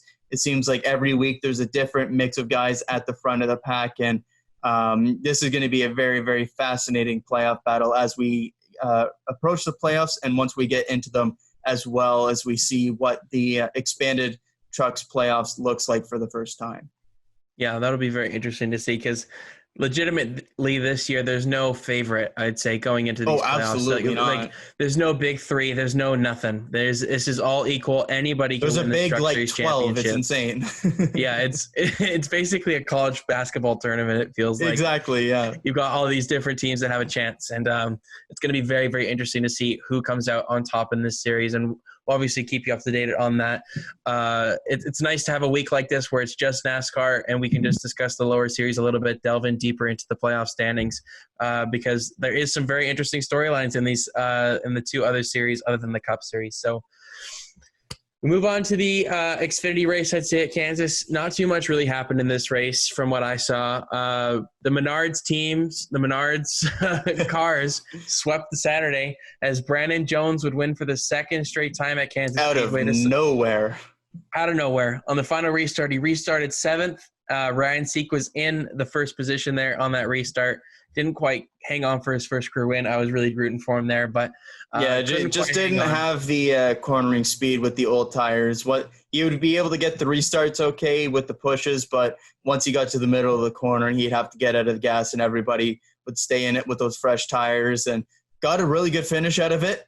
Very good points haul, almost passing Riley Herbst in points there. 1 point back of him to get back into the top 10, but big day for C getting that finish. But yeah, Brandon Jones out of nowhere playing that restart perfectly, getting the momentum off of the corners to get up and challenge for Hendrick when it was looking like it was going to be Hendrick or Burton, and then all of a sudden a late caution threw a wrench into things. And unfortunate for those two, Hendrick was looking to make it four straight or something. 4 in a row. Yeah, 4 in a row. Almost did it on that last restart. Actually passes Chase Briscoe for the championship lead in points as well, which has been very surprising because for much of the season it was looking like Briscoe and Gregson kind of running away with things, especially Briscoe. But recently here, Gregson's kind of fallen off. He's 55 points back now. Chase Briscoe had a bit of an issue on that last restart. He fell back in the final running order, and because of that, Austin Cindric with 722 points has a 4-point gap in first place now, and for the first time this year, he's leading the points. When much of the season, he was running in 4th or even 5th place behind some colleague cars. So great run recently from Austin Cindric. Not quite the victory he was looking for in this one, but it's JGR's Brandon Jones out of nowhere stealing a victory here. He obviously likes Kansas Speedway, that's for sure. That driver of the 19 car. I mean, I just want to say something about Cindric because I remember when he was in the Roush car when they were alternating drivers there a couple of seasons ago, and I was really, really, skeptical of his ability to drive a race car because I felt like that 60 car wrecked every week, whether it was Cindric in it or I think Majeski was in there a couple times. Yeah, Majeski in it, yeah. Yeah, and Cindric just could not bring that car home in one piece whatsoever.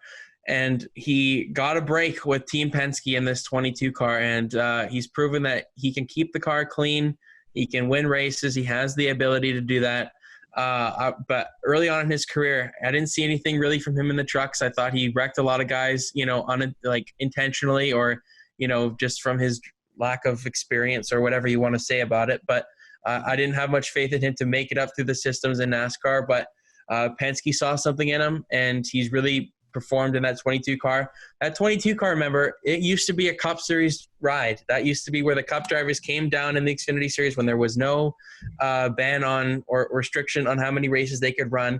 That 22 car was a full-time car going for the Owners' Championship, because there used to be the Drivers' title that was so huge, and then the Owners' Championship, because that's where the Cup guys would come down. And that 22 car was in consistent contention for the win, and that won it multiple times against Joe Gibbs's 18 or 54, whatever car they were deciding to run that year. So Hendrick is proving that Penske still has that Xfinity Series speed. Huge for that huge for Hendrick, because for silly season, if there is a spot at Penske, he will be the person that probably takes it, depending on what will happen there. But we'll talk about silly season later this week. But just keep your eye on Hendrick. He may not be far away from a Cup Series ride, depending on the openings in the upcoming year or 2 years. So shout out to Hendrick even though he didn't get the win. I know we're sounding like he got the win, but he gets to finish a top 10 finish tough once to again. Talk about the winner when he led the final lap. Yeah, essentially. Hendrick dominated the race, so I think credit goes where credit is due. So Harrison Burton looked strong as well. Shout out to him as well, kind of turning things back around after a bit of a rough showing stretch. He's more of a car guy than a truck guy. Yes. He's definitely showed that I don't know if it's – that 20 car was Christopher Bell's ride last season, but, I think JGR is so good in the Xfinity Series A, but Harrison Burton, I think, it shows that he's got some speed. And he's the youngest of those guys running up at the front. He's a couple years younger than all of Austin Cindric, Noah Gragson, Justin Haley, and multiple years younger than Chase Briscoe. So that's another thing that's important to remember. He's going to take a few years in Xfinity to really find his groove. And he's been a pleasant surprise early on this season, because I thought that Harrison Burton would be much closer to where Riley Herbst is in points. And the fact that he's been able to pick up wins, been in contention multiple times, be challenging for top 5 in regular season points at this stage of the season, given the experience of some of the guys around him and the quality of their equipment as well. Very, very impressive rookie season for Harrison Burton in this series. Yeah, for sure. It's been a welcome because that JGR lineup didn't look too strong coming into the season. I was very skeptical about such a decline from Christopher Bell being, your main guy. And Harrison it hasn't Burton, who hadn't proved himself in the trucks. Good. Yeah, it hasn't been quite as good as we would have hoped, or what it was really with. Bad lap down. Yeah, we'll get to that later on this week. But yeah, it hasn't been quite what Christopher Bell was by any means, but we didn't expect that, because Christopher Bell is a special talent, and it's going to take time for somebody like Harrison Burton to get to that point. Brandon Jones has been a little bit more solid than I expected him to be. He's had some rough luck. He's improving recently, but picking up a couple wins here and just showing that he's competitive, right? That's all you can really ask for him. Riley Herbst is a different thing. He's been very disappointing. But, those guys, JGR, surprisingly solid year. I'll say that for sure. Yeah. For Herbst, he ran the ARCA race at Kansas. There was an ARCA race at Kansas as well, and he was nowhere in that race. The fact that he can't outrun ARCA guys in probably the best car when Ty Gibbs is absolutely dominating when he gets into that car is a sign of, Herbst probably isn't the guy long-term for JGR. Probably just a filler year before someone like Eckes can really prove himself, or, someone can come up into that Xfinity program from KBM, because that's the system. That's where it goes. Yep.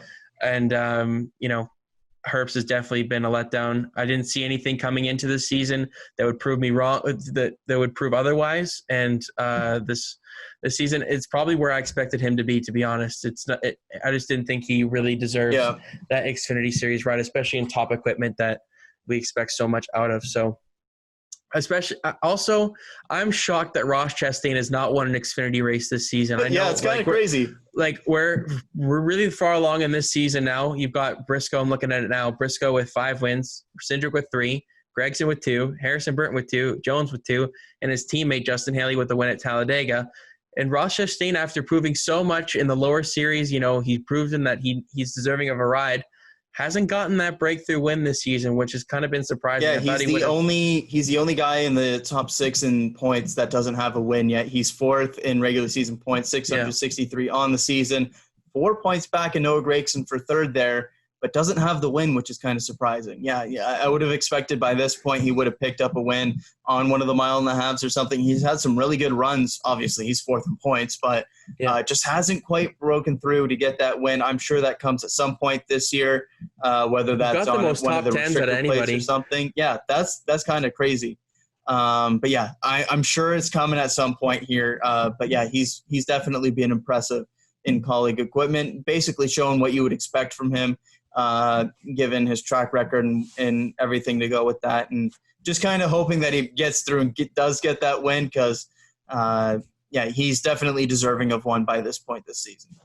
Yeah, that's for damn sure. And hopefully he gets that sooner rather than later. No Xfinity or Truck Series action this weekend from New Hampshire or any other track for the circuits.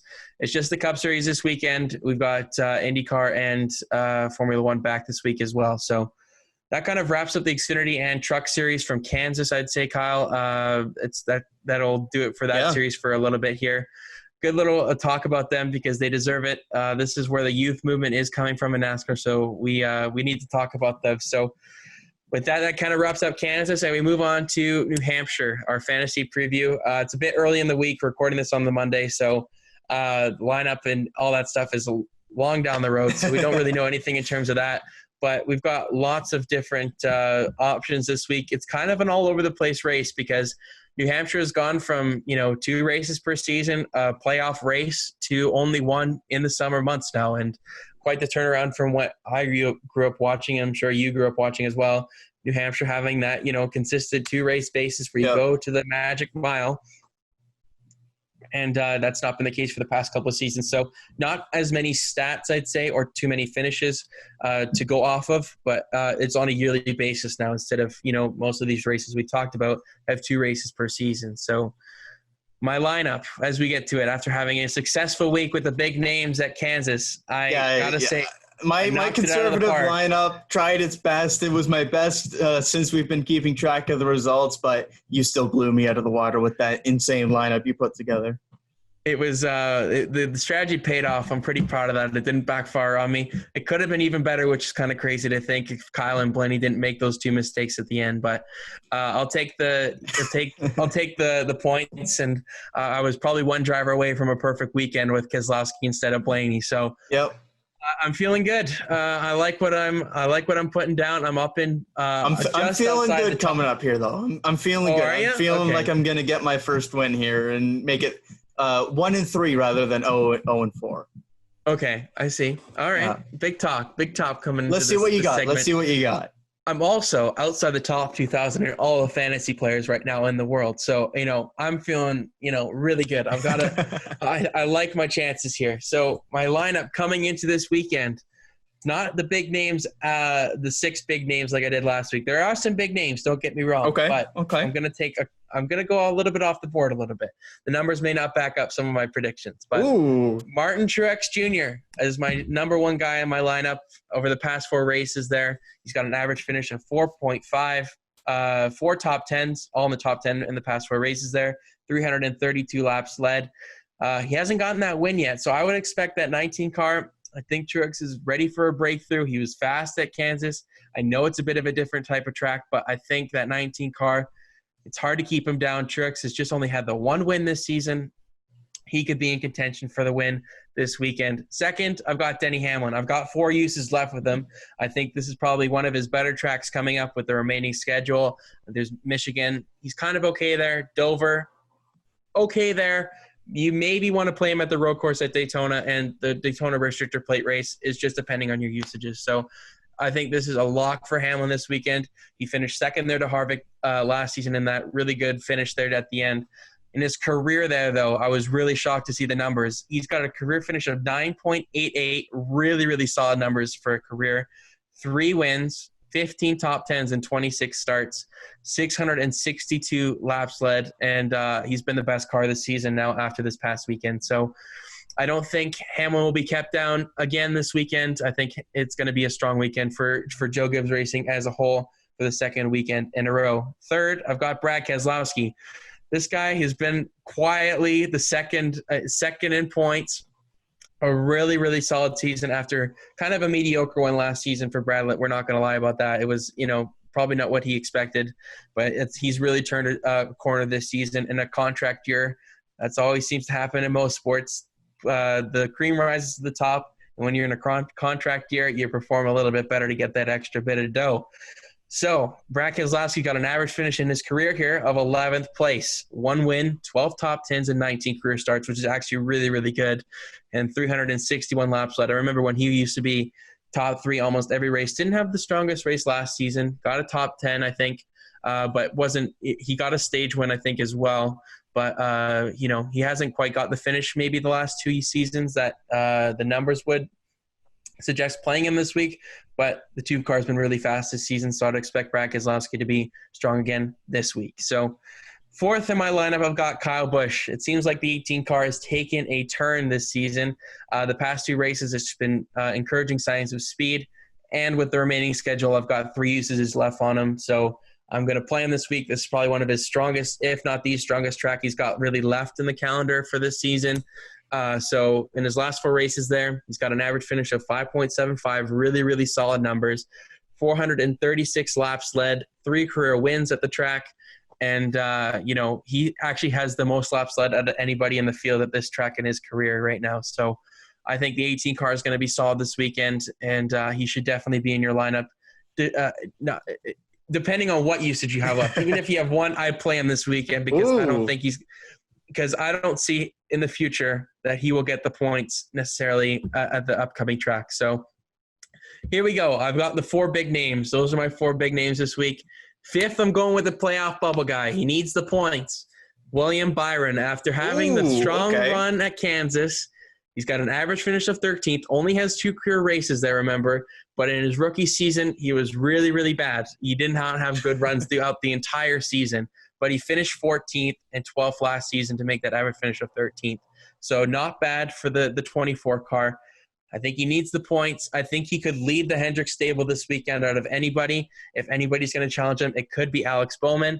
But I'm going to go with Byron instead of Bowman. But, Bowman's numbers are a bit skewed because he ran in the old BK Racing stuff and did not get good finishes in that backmarker equipment. But since he's gone to Hendrick, he's actually been pretty decent. So Bowman may go in for Byron depending on how I feel about the qualifying draw. We'll see about that. But Byron's in there for now.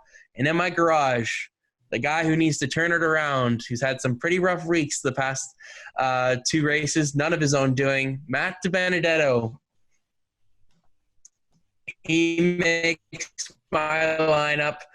He's going to be in my garage to start. He probably will end up into the actual lineup this week. Last year, he earned a top 5 at LFR in this race. He's had a rough stretch of races like we've talked about throughout this show today. I think he turns a corner here. I think he turns it around, gets some valuable points. And Matty D is my 6th driver in my lineup currently. Well, depending on qualifying draw, this may change. But for right now, this is my tentative lineup going into Sunday's race at New Hampshire. Some honorable mentions, Kevin Harvick. I know probably people will have him in their lineup. Probably Kyle does. But I will say I don't have the usages left. I have 3 usages left on Harvick, and I like Michigan and Dover much more for that 4th team. So I'm going to save it this week at New Hampshire. He probably could win the thing. I've got to be honest. I'm taking a bit of a stretch here, a bit of a risk. He's the defending race winner. He's had some really, really solid numbers here in his career. But for my sake, for usages, I'm going based off of that for Harvick this week. But he could be in your lineup for sure. Ryan Blaney had a strong run last season here at New Hampshire. He's got some pretty solid numbers here over his career. He's an honorable mention for this week. Eric Jones finished 3rd last season in this race. I think that 20 car has really picked up some speed over the past couple of weeks, made that playoff cut line even more tight. And I think he's going to make it even tighter this week. I think he can maybe even jump into the playoffs this week, depending. I just didn't want to go all 4 Gibbs cars this weekend. That's kind of my strategy behind that. If I'm going to leave somebody out, I'm going to leave Eric Jones out compared to the other three based on the overall numbers. And another honorable mention, maybe a bit of a surprise. We've talked about him. It was in Cush's threes, but on the negative side, Ryan Newman could be a shock in terms of getting you some points this week. He ran well there last year, got an 8th place finish. I think Newman could be someone that, gives you a solid day. I mean, the qualifying draw is really going to hurt him. He's going to be outside the top 24 to start, so that probably will put a damper on your points. But, Newman has a way of just finishing these races, and I think, you may not want to put him in, but I got to give an honorable mention because the numbers there are actually one of his better ones in his career. He's got a win there as well, so in the old SHR equipment. So also, Eric Almirola is going to go in my honorable mentions because he's going to end up in the top 4 in the qualifying draw. So he's going to get you probably some stage points. That's what I'm going to say. He does not have any numbers to back this up, but the 10 car's been pretty quick lately, and he's basically guaranteed a top 5 starting spot over the past couple of weeks. So maybe I've jinxed him here, maybe I haven't, but that's kind of just a little throwaway pick there. If you want to use an Almirola usage, you can. To stay away from this week, I've got 3 guys. Kurt Busch, he's not good here at New Hampshire. I know he's been pretty decent this season, had a solid, points guy. He's that guy that's going to get you the points, maybe a win. But that win will not come this weekend at New Hampshire Motor Speedway. Joey Logano is the other stay away from. I know he's been decent there, but the numbers, I would not suggest that the 22 will be the strongest of the Penske stable this weekend. So I'd stay away from Joey Logano. And from the Hendrick stable this week, Chase Elliott, you got to stay away from him. He has had terrible numbers over his career here at New Hampshire. Both in Xfinity and in the Cup Series. He's just not had any speed at this track. And Hendrick hasn't been too great lately, so I'd say Chase Elliott isn't going to be the play this weekend. I got a lot of usages left on him. I've got 6 usages, but I don't think I'm going to play him this. I mean, I've got Michigan. I'm going to probably play him for both races there. I've got Dover. I'm probably going to play him for both races there. And then the road course at Daytona, I'll probably use him there. And I could use him at the restrictor plate to end the season at Daytona. So I could use Chase Elliott for 6 races here to end the season, but I will not be using him this weekend. So with that, that is my fantasy preview for New Hampshire Motor Speedway. Kyle, I'd love to hear your lineup. I'm going to love to see if it's similar, different, but you felt confident coming into this, so I'm curious. We have 2 picks the same this time. Okay. Can you tell me what 2 they are? Give me what you think I got. Kyle Busch is 1. Incorrect. Really? Yes. All right. Truex fan. You're a Truex fan. I'll go with Truex as 1. Martin Truex Jr. is in my lineup. He's just been super consistent at this place. Last 10 races here. Doesn't have the win in the last 10, but 3 top 5s and 3 other top 10s for an 8.5 average finish. Right up there. Similar numbers to Kyle Busch. I'm putting him in the lineup. I really like the speed that they've had recently. I think that they definitely have a good result this time out. You went with Denny Hamlin. Well, I'm going with the adversary. Kevin Harvick is in my lineup. Over the last 10 races here, this guy has either been top 5 or he's wrecked. 3 wins, 4 other top 5s. He's been fantastic here. 3 other wrecks in that time. But basically, if he's clean, he's going to be finishing in the top 5. So I am going to go with Kevin Harvick here, and I think he's a very good threat to win here. He's won the last 2 times here at Loudon. I definitely like that. Denny Hamlin versus Kevin Harvick going head-to-head here in our lineups.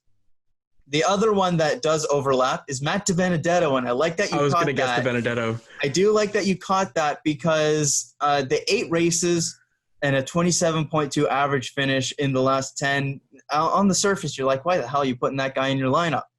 Well, he's only had 1 season in competitive equipment, and in that 1 season, he finished 5th last year at this racetrack. He's got an upgrade in equipment over what he had last year. Penske's looked very solid these last handful of races. Obviously, that alliance with Wood Brothers. I think Matt DiBenedetto has a very strong bounce-back performance here if he doesn't get caught up in somebody else's wreck. That's the little asterisk here. Matt Kenseth. 9 races here in the last 10. 2 wins, 4 top 5s, 1 other top 10. Highest average finish in the last 10 races here among active Cup drivers with a 6.3 average finish. Wasn't fantastic here in his last race in 2019 or in 2018, sorry, with Roush, but that Roush car was garbage. The 42 car here is very good in the past with Kyle Larson. The last time that I went with Matt Kenseth being a statistical god at a racetrack, he finished second at Indianapolis. I'm going with it again. I'm hoping for a big performance from Matt Kenseth. Obviously, won't get the stage points because he's way back in points here, but I feel like Matt Kenseth could have a very strong day, similar to what we saw at Indianapolis. Did you have Ryan Blaney in your lineup? I can't remember. No, I had him in my honorable mentions. Okay. Well, I do have him in my lineup. The last 3 races here, last 3 years, he's consistently gotten better. He started 9th in Wood Brothers 3 years ago, then 2 years ago. First race with Penske here, 7th. Last year got the first top 5 and 4th. Just that upward trajectory. I really like that here for Ryan Blaney, given just the amount of speed that car has had all season long, given the upward trajectory, as I just mentioned here at this racetrack. He's in my lineup. And finally, in my garage, it's the guy who absolutely dominated this racetrack last year in the Xfinity Series, leading 186 of 200 laps. Christopher Bell. I feel like if there's any time you're going to toss one of these rookies into the lineup, I feel like leading 186 of 200 laps is a decent shout to toss him into the lineup. So he's going into my garage. I'd like to see what he can do this time out. He looked like he was going to have a solid run last week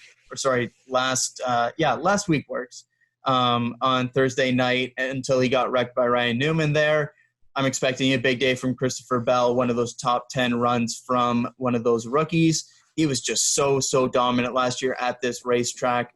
I can see that happening in a similar vein, obviously not dominance because he's starting way back in the mid-20s. He's up in the top 24, so he's got the potential to start in a wide range. But if the draw goes his way, I could see him getting some stage points and a very solid finish here as well. So I like what we got here because we've got two very good lineups here going head-to-head. I feel like this might be the week where I finally go ahead and pick up this win. We've got 2 overlapping, but very, very good lineups here. Man. I'm excited for this one, and I don't usually say that about New Hampshire. It's not a track that I love very much, but we've had some decent finishes here.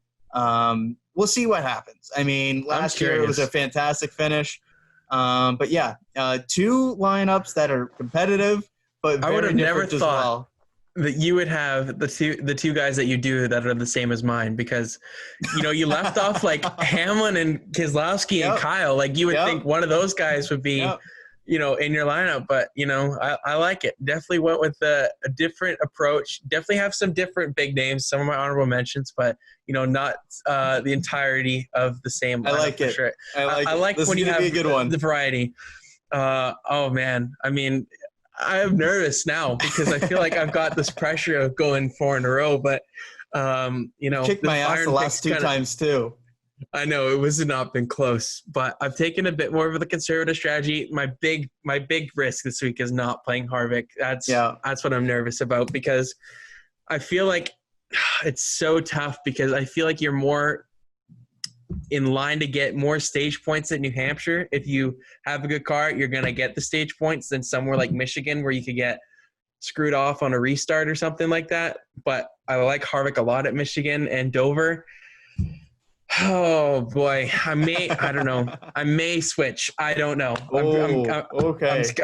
I'll text you something. And then for the graphic that we make, I'll let you know my final lineup before the race on Sunday. Okay, we'll see. But for right now, I'm feeling good about mine. I'm feeling good. I feel like we're gonna get a couple surprise finishers here. I think Kenseth is going to be a really good shout. I haven't looked at Kenseth. I looked at Kenseth's numbers when I looked at the averages and stuff like that. But I'm like, it's Kenseth. I don't know. I feel like it's a swing on my part. I got Christopher Bell in the garage just in case it doesn't work out. But one day Bell will get the finish when we put him in. The last time that I went with the numbers on Matt Kenseth, it worked out big time for me. I'm hoping it happens again. We'll see. I don't think he'll get the win. That'd be a bit of a stretch. Watch me have to clip this up and put it in. But I'm expecting that 42 car to be up and very competitive this week. Yeah, I probably won't play Harvick now that I'm thinking about it. I'll put him as my bonus picks as a recovery kind of mission there, because if you can't play him in your lineup, you put him in your bonus picks, because that's where you can get those 10 extra points. And if Harvick does get the win, I'll probably, let's just try and get into it right now since we're talking about it. Who's your winner pick for New Hampshire for Sunday? Oh, who do I go with? I mean, the obvious answer is just going with Harvick, going with the three-peat, but I'm not sure he gets it done. I'm going to go with Martin Truex Jr. getting the win here, finally getting that win at New Hampshire here. He's been so good recently, but just hasn't quite broken through to get that win. They've shown some really positive speed recently, just haven't gotten quite that win that they're looking for in a while. I think Martin Truex Jr. and that 19 team get their second win of the season this weekend at New Hampshire. That's a really good pick. I got to be honest, because I was thinking him as well. This New Hampshire race is reminding me a little bit of the Martinsville race this season, because it's a bit of a short track. It's not defined as a short track, but it's it's a smaller track. Similar. It's flat. It's like a wider Martinsville kind of. Yeah. You don't use quite as much brake. You're definitely a decent bit faster, but similar-ish. But I remember how many cars missed the setup at Martinsville. There was a lot of big names because they've just absolutely, because big names were a lap down and they never recovered in that race, such as Hamlin and Kyle Busch. Corey LaJoie for keeping them a lap down. Yeah, you got that kind of similarity. I'm just thinking about it now, and I think when you look at cars that roll off the truck really, really well and have the setup nailed, I look at Kevin Harvick. I think he's going to be my winner pick this weekend.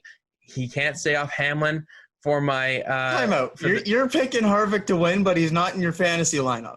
Yeah, because I'm going with him for the bonus. Okay, this is an interesting strategy. Yeah, I'm going with Harvick for the win, because they don't like to be off win total with Hamlin very often this season. So after two surprise winners at Kentucky and Texas, we're going to go to two favorites back-to-back weeks here. I'm going to say Hamlin wins it. Well, obviously he won at Kansas. Harvick goes, I guess, 3 in a row. Would that be at New Hampshire? Yep, 3 in a row would be. Man, that's a bold choice. But I'm going to go with Harvick. It's a safe bet, but just for my sake, for my hopes, and keep my streak alive for fantasy. You're just covering all your bases here. I think I'm just giving myself a lot of options, and Harvick's going to be my pick this weekend.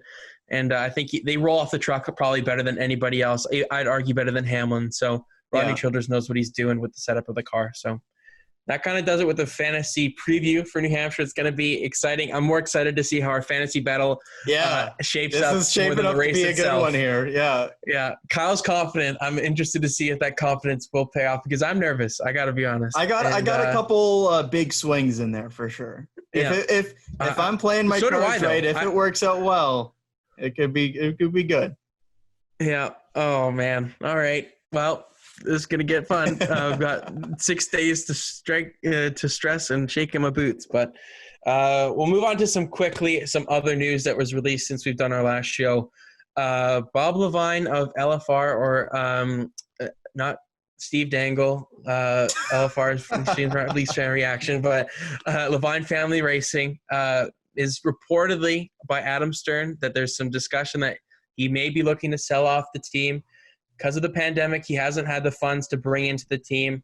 It's obviously for a smaller organization like that, who has to pay such a big bill to JGR to get resources and stuff from them. I'm sure that they're struggling a little bit financially. And that would mean that Christopher Bell is not a lock in that seat for next season. And we're going to discuss silly season later this week with our predictions on who's going to end up where. And with that developing story, or, that rumor, it's going to be very, very interesting to see what Joe Gibbs has in store, because they want to keep Bell in their Toyota camp. But if there is no fifth car to have Christopher Bell in, he may look to jump ship elsewhere, because he's a cup-worthy driver. He's locked in there. He's proven himself in the lower ranks that he deserves to be here. And it's going to be interesting, because Kyle, this is very similar, reminiscent to the Furniture Row Racing kind of story here. And then they ended up folding entirely. So what are your thoughts here as we come down? I know we'll talk about it a little bit more later this week, but just your initial thoughts on Bob Leavine maybe looking to sell off his team. Yeah, we've kind of seen the tea leaves kind of pointing this way, whether it's his comments on even just last year talking about when De Benedetto did end up missing the playoffs, wasn't able to get that win at Bristol, where he was basically like, yeah, for money reasons, I wish we didn't have to run the playoff races because it's meaningless to us. And then coming into this year with a further JGR alliance, having Christopher Bell in there, things were looking positive, and then the pandemic happens, and just given his outside business is his primary source of income, it's not like a Penske or a Joe Gibbs where racing is the name of the game. He's got that outside business that funds the racing team.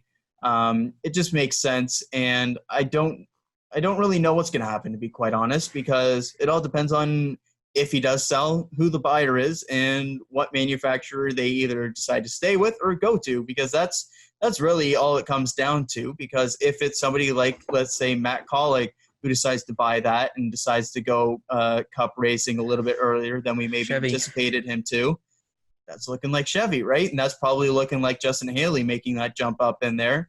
And then that's somebody, that's one less car to toss a Toyota driver in.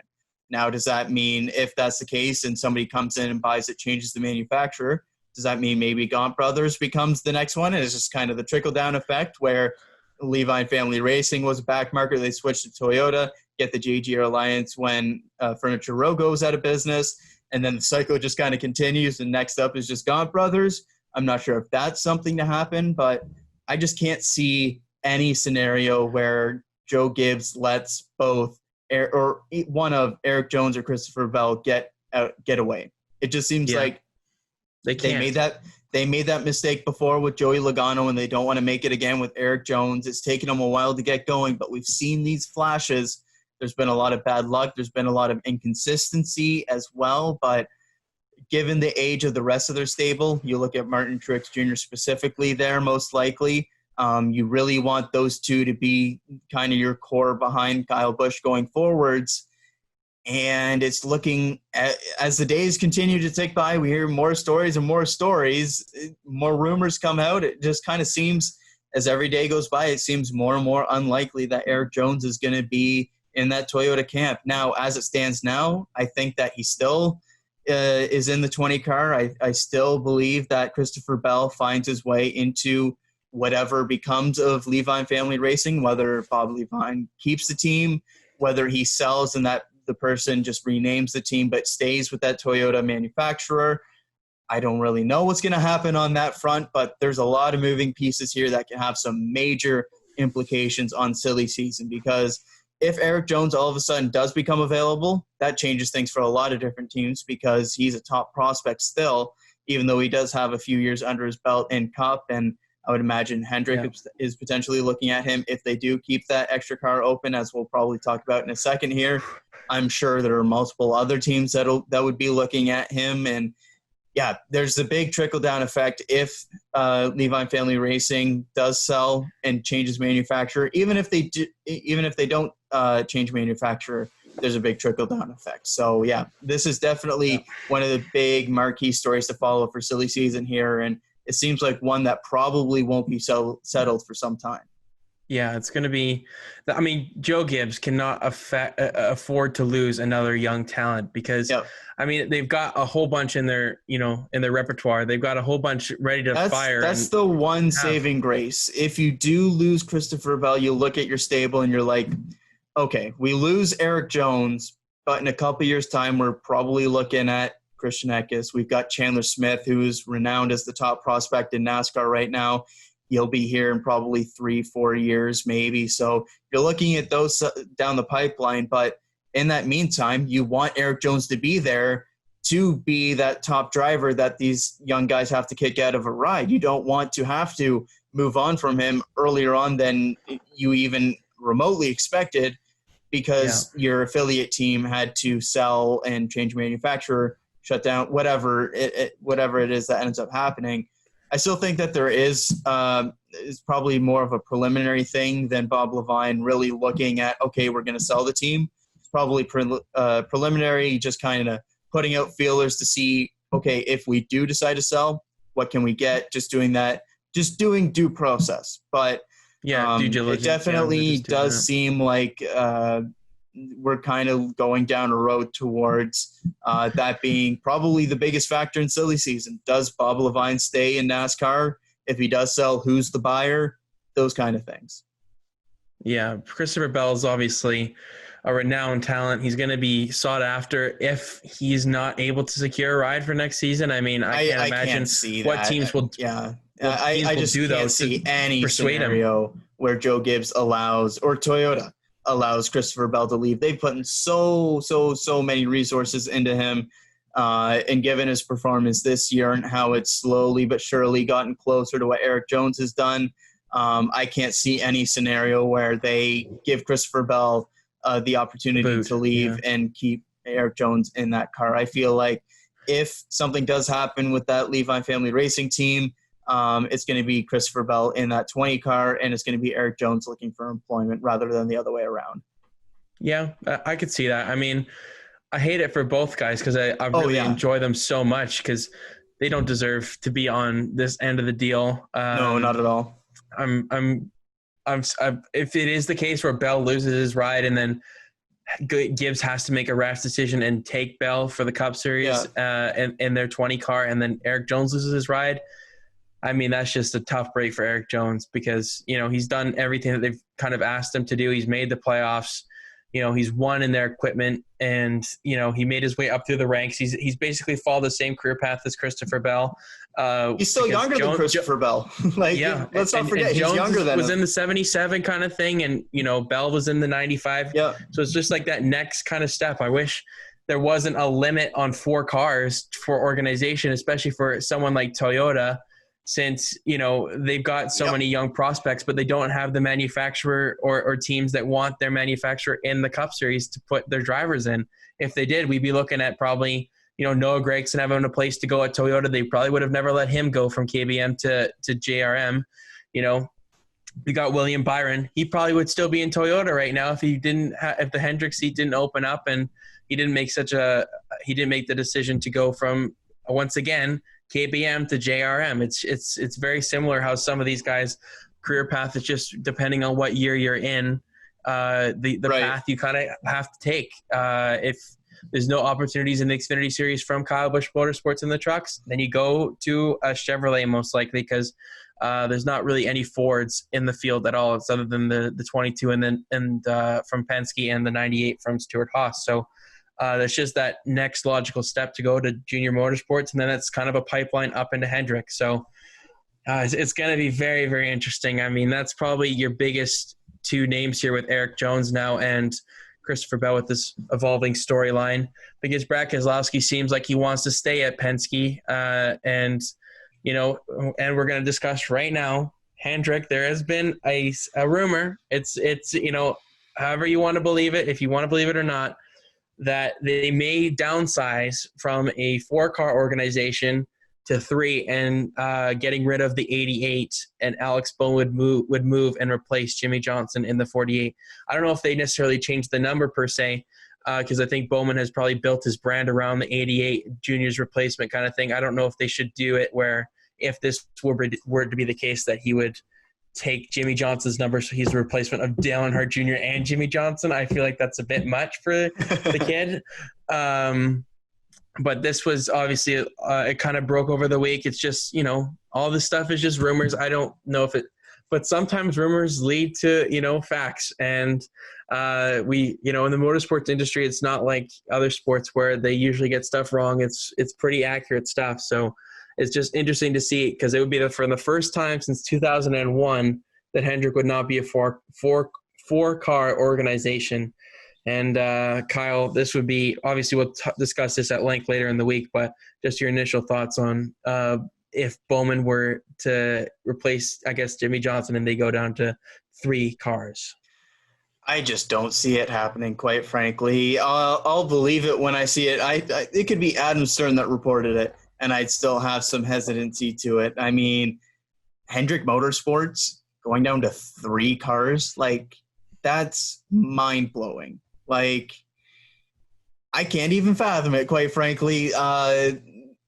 Based off of everything that I've heard about it or that's been said about it, It just kind of looks like it's more of somebody throwing it out, as in, I've heard that it could be a possibility, rather than I just don't think that it's the most likely scenario. I mean, if we get to a situation where I'm sure Brad Keselowski is probably at the top of their free agent list, if he re-signs at Penske, if Tyler Reddick isn't available for them to go snag, if there's a couple other people, and it's a situation where it's looking like, do we take somebody who's maybe a second rate that we not second rate, do we want to take somebody who's maybe lesser than what we were looking for and stuff them in the car for a year or two before we can find the next Chevy prospect to take and put in the car, or the next big free agent, versus shutting down the car maybe temporarily and then bringing it back as maybe like the 5 car in a couple years or something like that when somebody is available to get.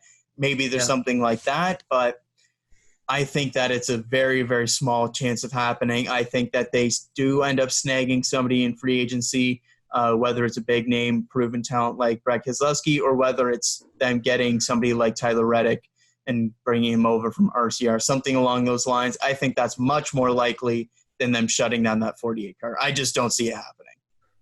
It's going to be I think, the talk has been who's going to replace Jimmy Johnson, the 7-time champion. If that car just gets basically abolished and, at the end of the season, it's going to be quite – I mean, it's such a difficult situation for a driver to come and replace someone like Jimmy Johnson. It's similar, maybe not the same as Tony Stewart, but, Jeff Gordon's probably the most comparable. You had Chase Elliott, touted to be the next big thing, and he's proven himself that he has the talent to, live up to the hype. But Jeff Gordon, there was, when he retired, you don't know who would be the accurate replacement, who's going to fit the mold that Jeff Gordon has created with that 24 car. Ultimately, Chase has gone to the 9, but it's going to be an interesting storyline because, I mean, I've just known Hendrick as a 4-car organization our entire lives. It's going to be, if it was to go down to 3, it just wouldn't seem normal. Because you always had, I remember, growing up, we had the 48 and the 88, and then you had the 5 and the 24. You had 2 different garages. Well, even before that, you had the 5, 24, 25, and 48 when. With Brian Vickers. Yeah, Brian Vickers, Casey Mears back in the day. It's kind of been kind of crazy to even fathom that it's even a remote possibility, and that's kind of the most telling part about it. Before this story came out, though, I was starting to think, because we were talking about when we were going to do our silly season show, and I was like, what is the possibility of them just getting rid of a car? Because it's not unheard of for at all, but it just seems like Rush Fenway unfathomable. Yeah, exactly. That's a really good comparable. Hendrick Motorsports has been so dominant for most of our entire lives watching this sport, and to see them go from the highest of highs of having Jeff Gordon, Dale Earnhardt Jr., Jimmy Johnson in their lineup to going down to a 3-car organization with very young talent. Not to say that they aren't, good drivers. They're really, really talented drivers in that stable, but they are better present. And if they can't find that, I think it's definitely a possibility that they go down to 3, even though it's probably something that we neither like because it gets rid of a competitive car in the top of the field. So big news if that were to be the case. Obviously, we're just speculatory right now. We're only in late July. We're going to be coming into early August here, so lots of time to still figure something out for next February when the season starts. So lots of stuff to be filled out, signed, and done before then. But just we're here to bring you the latest and the rumors and stuff. If they're true or not true or anything like that, we want to bring it to you guys. So that's kind of the big news with the silly season. We'll go into it, our predictions, like I mentioned, later this week. So stay tuned for that. We kind of move on from NASCAR, I'd say now, Kyle. We move on to just a couple of other news and notes from other motorsports. F1 announced a couple more races to their calendar, some new races, and some very intriguing ones as a fan. I mean, I've never really had a problem with the F1 calendar per se, but seeing these classic tracks return, I'm excited to see what they got with these current gen of Formula One cars. So For the new GPs, they've got 3 they announced over this past week, from going in from late October, mid-October to the first week of November. The Nürburgring makes its return to F1. Oh my goodness. The iconic track that has had so many different events take place over the years there. It's going to be great to see the German Grand Prix back on the calendar again. The legitimate one, though. Like, I'm talking Nürburgring is as German as it gets. And as a German myself, I love it. I'm really, really excited to see that. We've also got, I don't know how to pronounce the Portuguese name. Do you know how to pronounce it? Portimao. Okay, we've got the Portimao Grand Prix as the second race, and then Imola in Italy is coming for the third race. So I'm excited because this is going to be insane to see how F1 cars, how they adapt, how the drivers adapt, how the teams adjust to these new tracks, because they've never raced on them with anything remotely close to these cars. Kyle, this is going to be massive for an F1 fan just to see. This is all experimental. This pandemic has basically been a breath of fresh air for motorsports fans because they've had to reinvigorate and reinvent the calendars and brought back some of these classic tracks that everyone is so excited for. Yeah, I mean, for the first time in my life, I'm going to get to watch a Portuguese Grand Prix, which is pretty cool. And, like, just having Nürburgring back, Imola as well, this is some exciting stuff. And, yeah, definitely a silver lining to what has been a pretty crappy year for the most part is having this very exciting kind of, fantasy Formula One calendar. As we kind of move along this season, it's going to get more and more interesting just with these new races added back to the calendar either for the first time or returning after a lengthy layoff. So, yeah, this is definitely exciting. Yeah, I can't wait. And, they're keeping European for the season. I can't imagine them going elsewhere Which makes sense. Other than Europe, which makes sense. They've announced that they're not coming to North America or South America for this season based on the COVID cases, especially with the U.S. and Brazil right now. That's just not possible for them to make it safely, and it makes a whole bunch of sense. Obviously, the Canadian Grand Prix is something close to our hearts in terms of watching it as a fan. that one kind of sucks. That one sucks that they can't make it over here, considering how well we've kind of handled the pandemic thus far. But Quebec has got the highest number of cases in the country right now. So with where the track is located, it makes sense that they've decided not to come overseas this season. So that's the F1 news, kind of. We've got the British Grand Prix this weekend, and then they're doing a doubleheader. We're going back-to-back weeks at Silverstone. So home race for a lot of these teams, and obviously expect the Mercedes to be fast and dominant. It'd be interesting to see if Force India or no, Force India. Racing Point. Put that into the coin. We got to put that $1 into the jar. But Racing Point to see how they do at the Silverstone, the British Grand Prix. So it's going to be very, very fun. British Grand Prix is always a great one to watch. I mean, obviously it's going to be different without fans there because fans are such a huge part of that sport, especially at that track, because it's the home track for the networks and for many of the drivers, especially like Hamilton, Russell. You've got those kind of names up and coming, and the star of the sport. Lando, of course, Lando. Lando's a god. That guy is just awesome. And we've got the British talent there is insane. So it's going to be unfortunate not to see any fans at the track over the next couple of weekends. But racing is at Silverstone, so we can't complain too much with that. So do you just want to take a quick prediction for the British Grand Prix, because we're not going to really have time to do it anytime this week. So you got. I mean, it's pretty obvious who he could pick, but go for it. Just take your pick. Lewis. Mm-hmm. Lewis. There's not much else to say. It's perfect. We covered that. Check it off. We've got our race picks in. If we're wrong, we're wrong, and we'll be pleasantly surprised if it's not the case. I'd be shocked if I was wrong. I'm going to be honest on this one. It's Lewis at Silverstone, and Mercedes is dominating like we've really never seen. It's got to be something pretty dramatic if he's not going to win this one.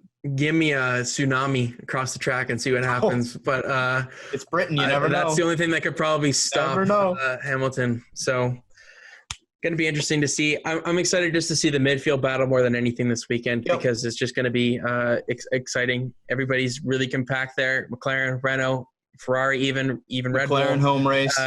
Yeah, awesome. Just the Silverstone Grand Prix, even though we may not have the most action at the front of the pack this week, it's just going to be a nice break for the teams that they don't have to travel so far and everything. Gives them a nice couple of weeks here to be at home. So with that, there's just also some quick news in the IndyCar side of the world. They've announced that Mid-Ohio, Gateway, and the Harvest GPs will be now double headers as Portland and Laguna Seca have been wiped off the calendar due to COVID on the West Coast. So just traveling across the country like that, it just puts everybody at risk, and it's just safer to make everything on the East Coast so the teams don't have to travel as far. So for a West Coaster like myself, it sucks. I mean, it's not like I was going to go to the track anyways, but it's just nice to have racing out west. But that's kind of the news there. It's not too much. It was just released this morning before we recorded the show. So makes sense. A little bit disappointing because it would have been nice to get a couple other different tracks in there, but oh well, there's not a whole hell of a lot that they can do about it. And a couple more doubleheaders makes for some exciting weekends. Yeah, Iowa proved that it was a great experiment, and so did Road America too. I mean, both of those tracks, both of those were really, really well. Successes. Yeah. It's going to be interesting to see how because they're handling their practices and the qualifying all in the race in the same day, like they're doing it.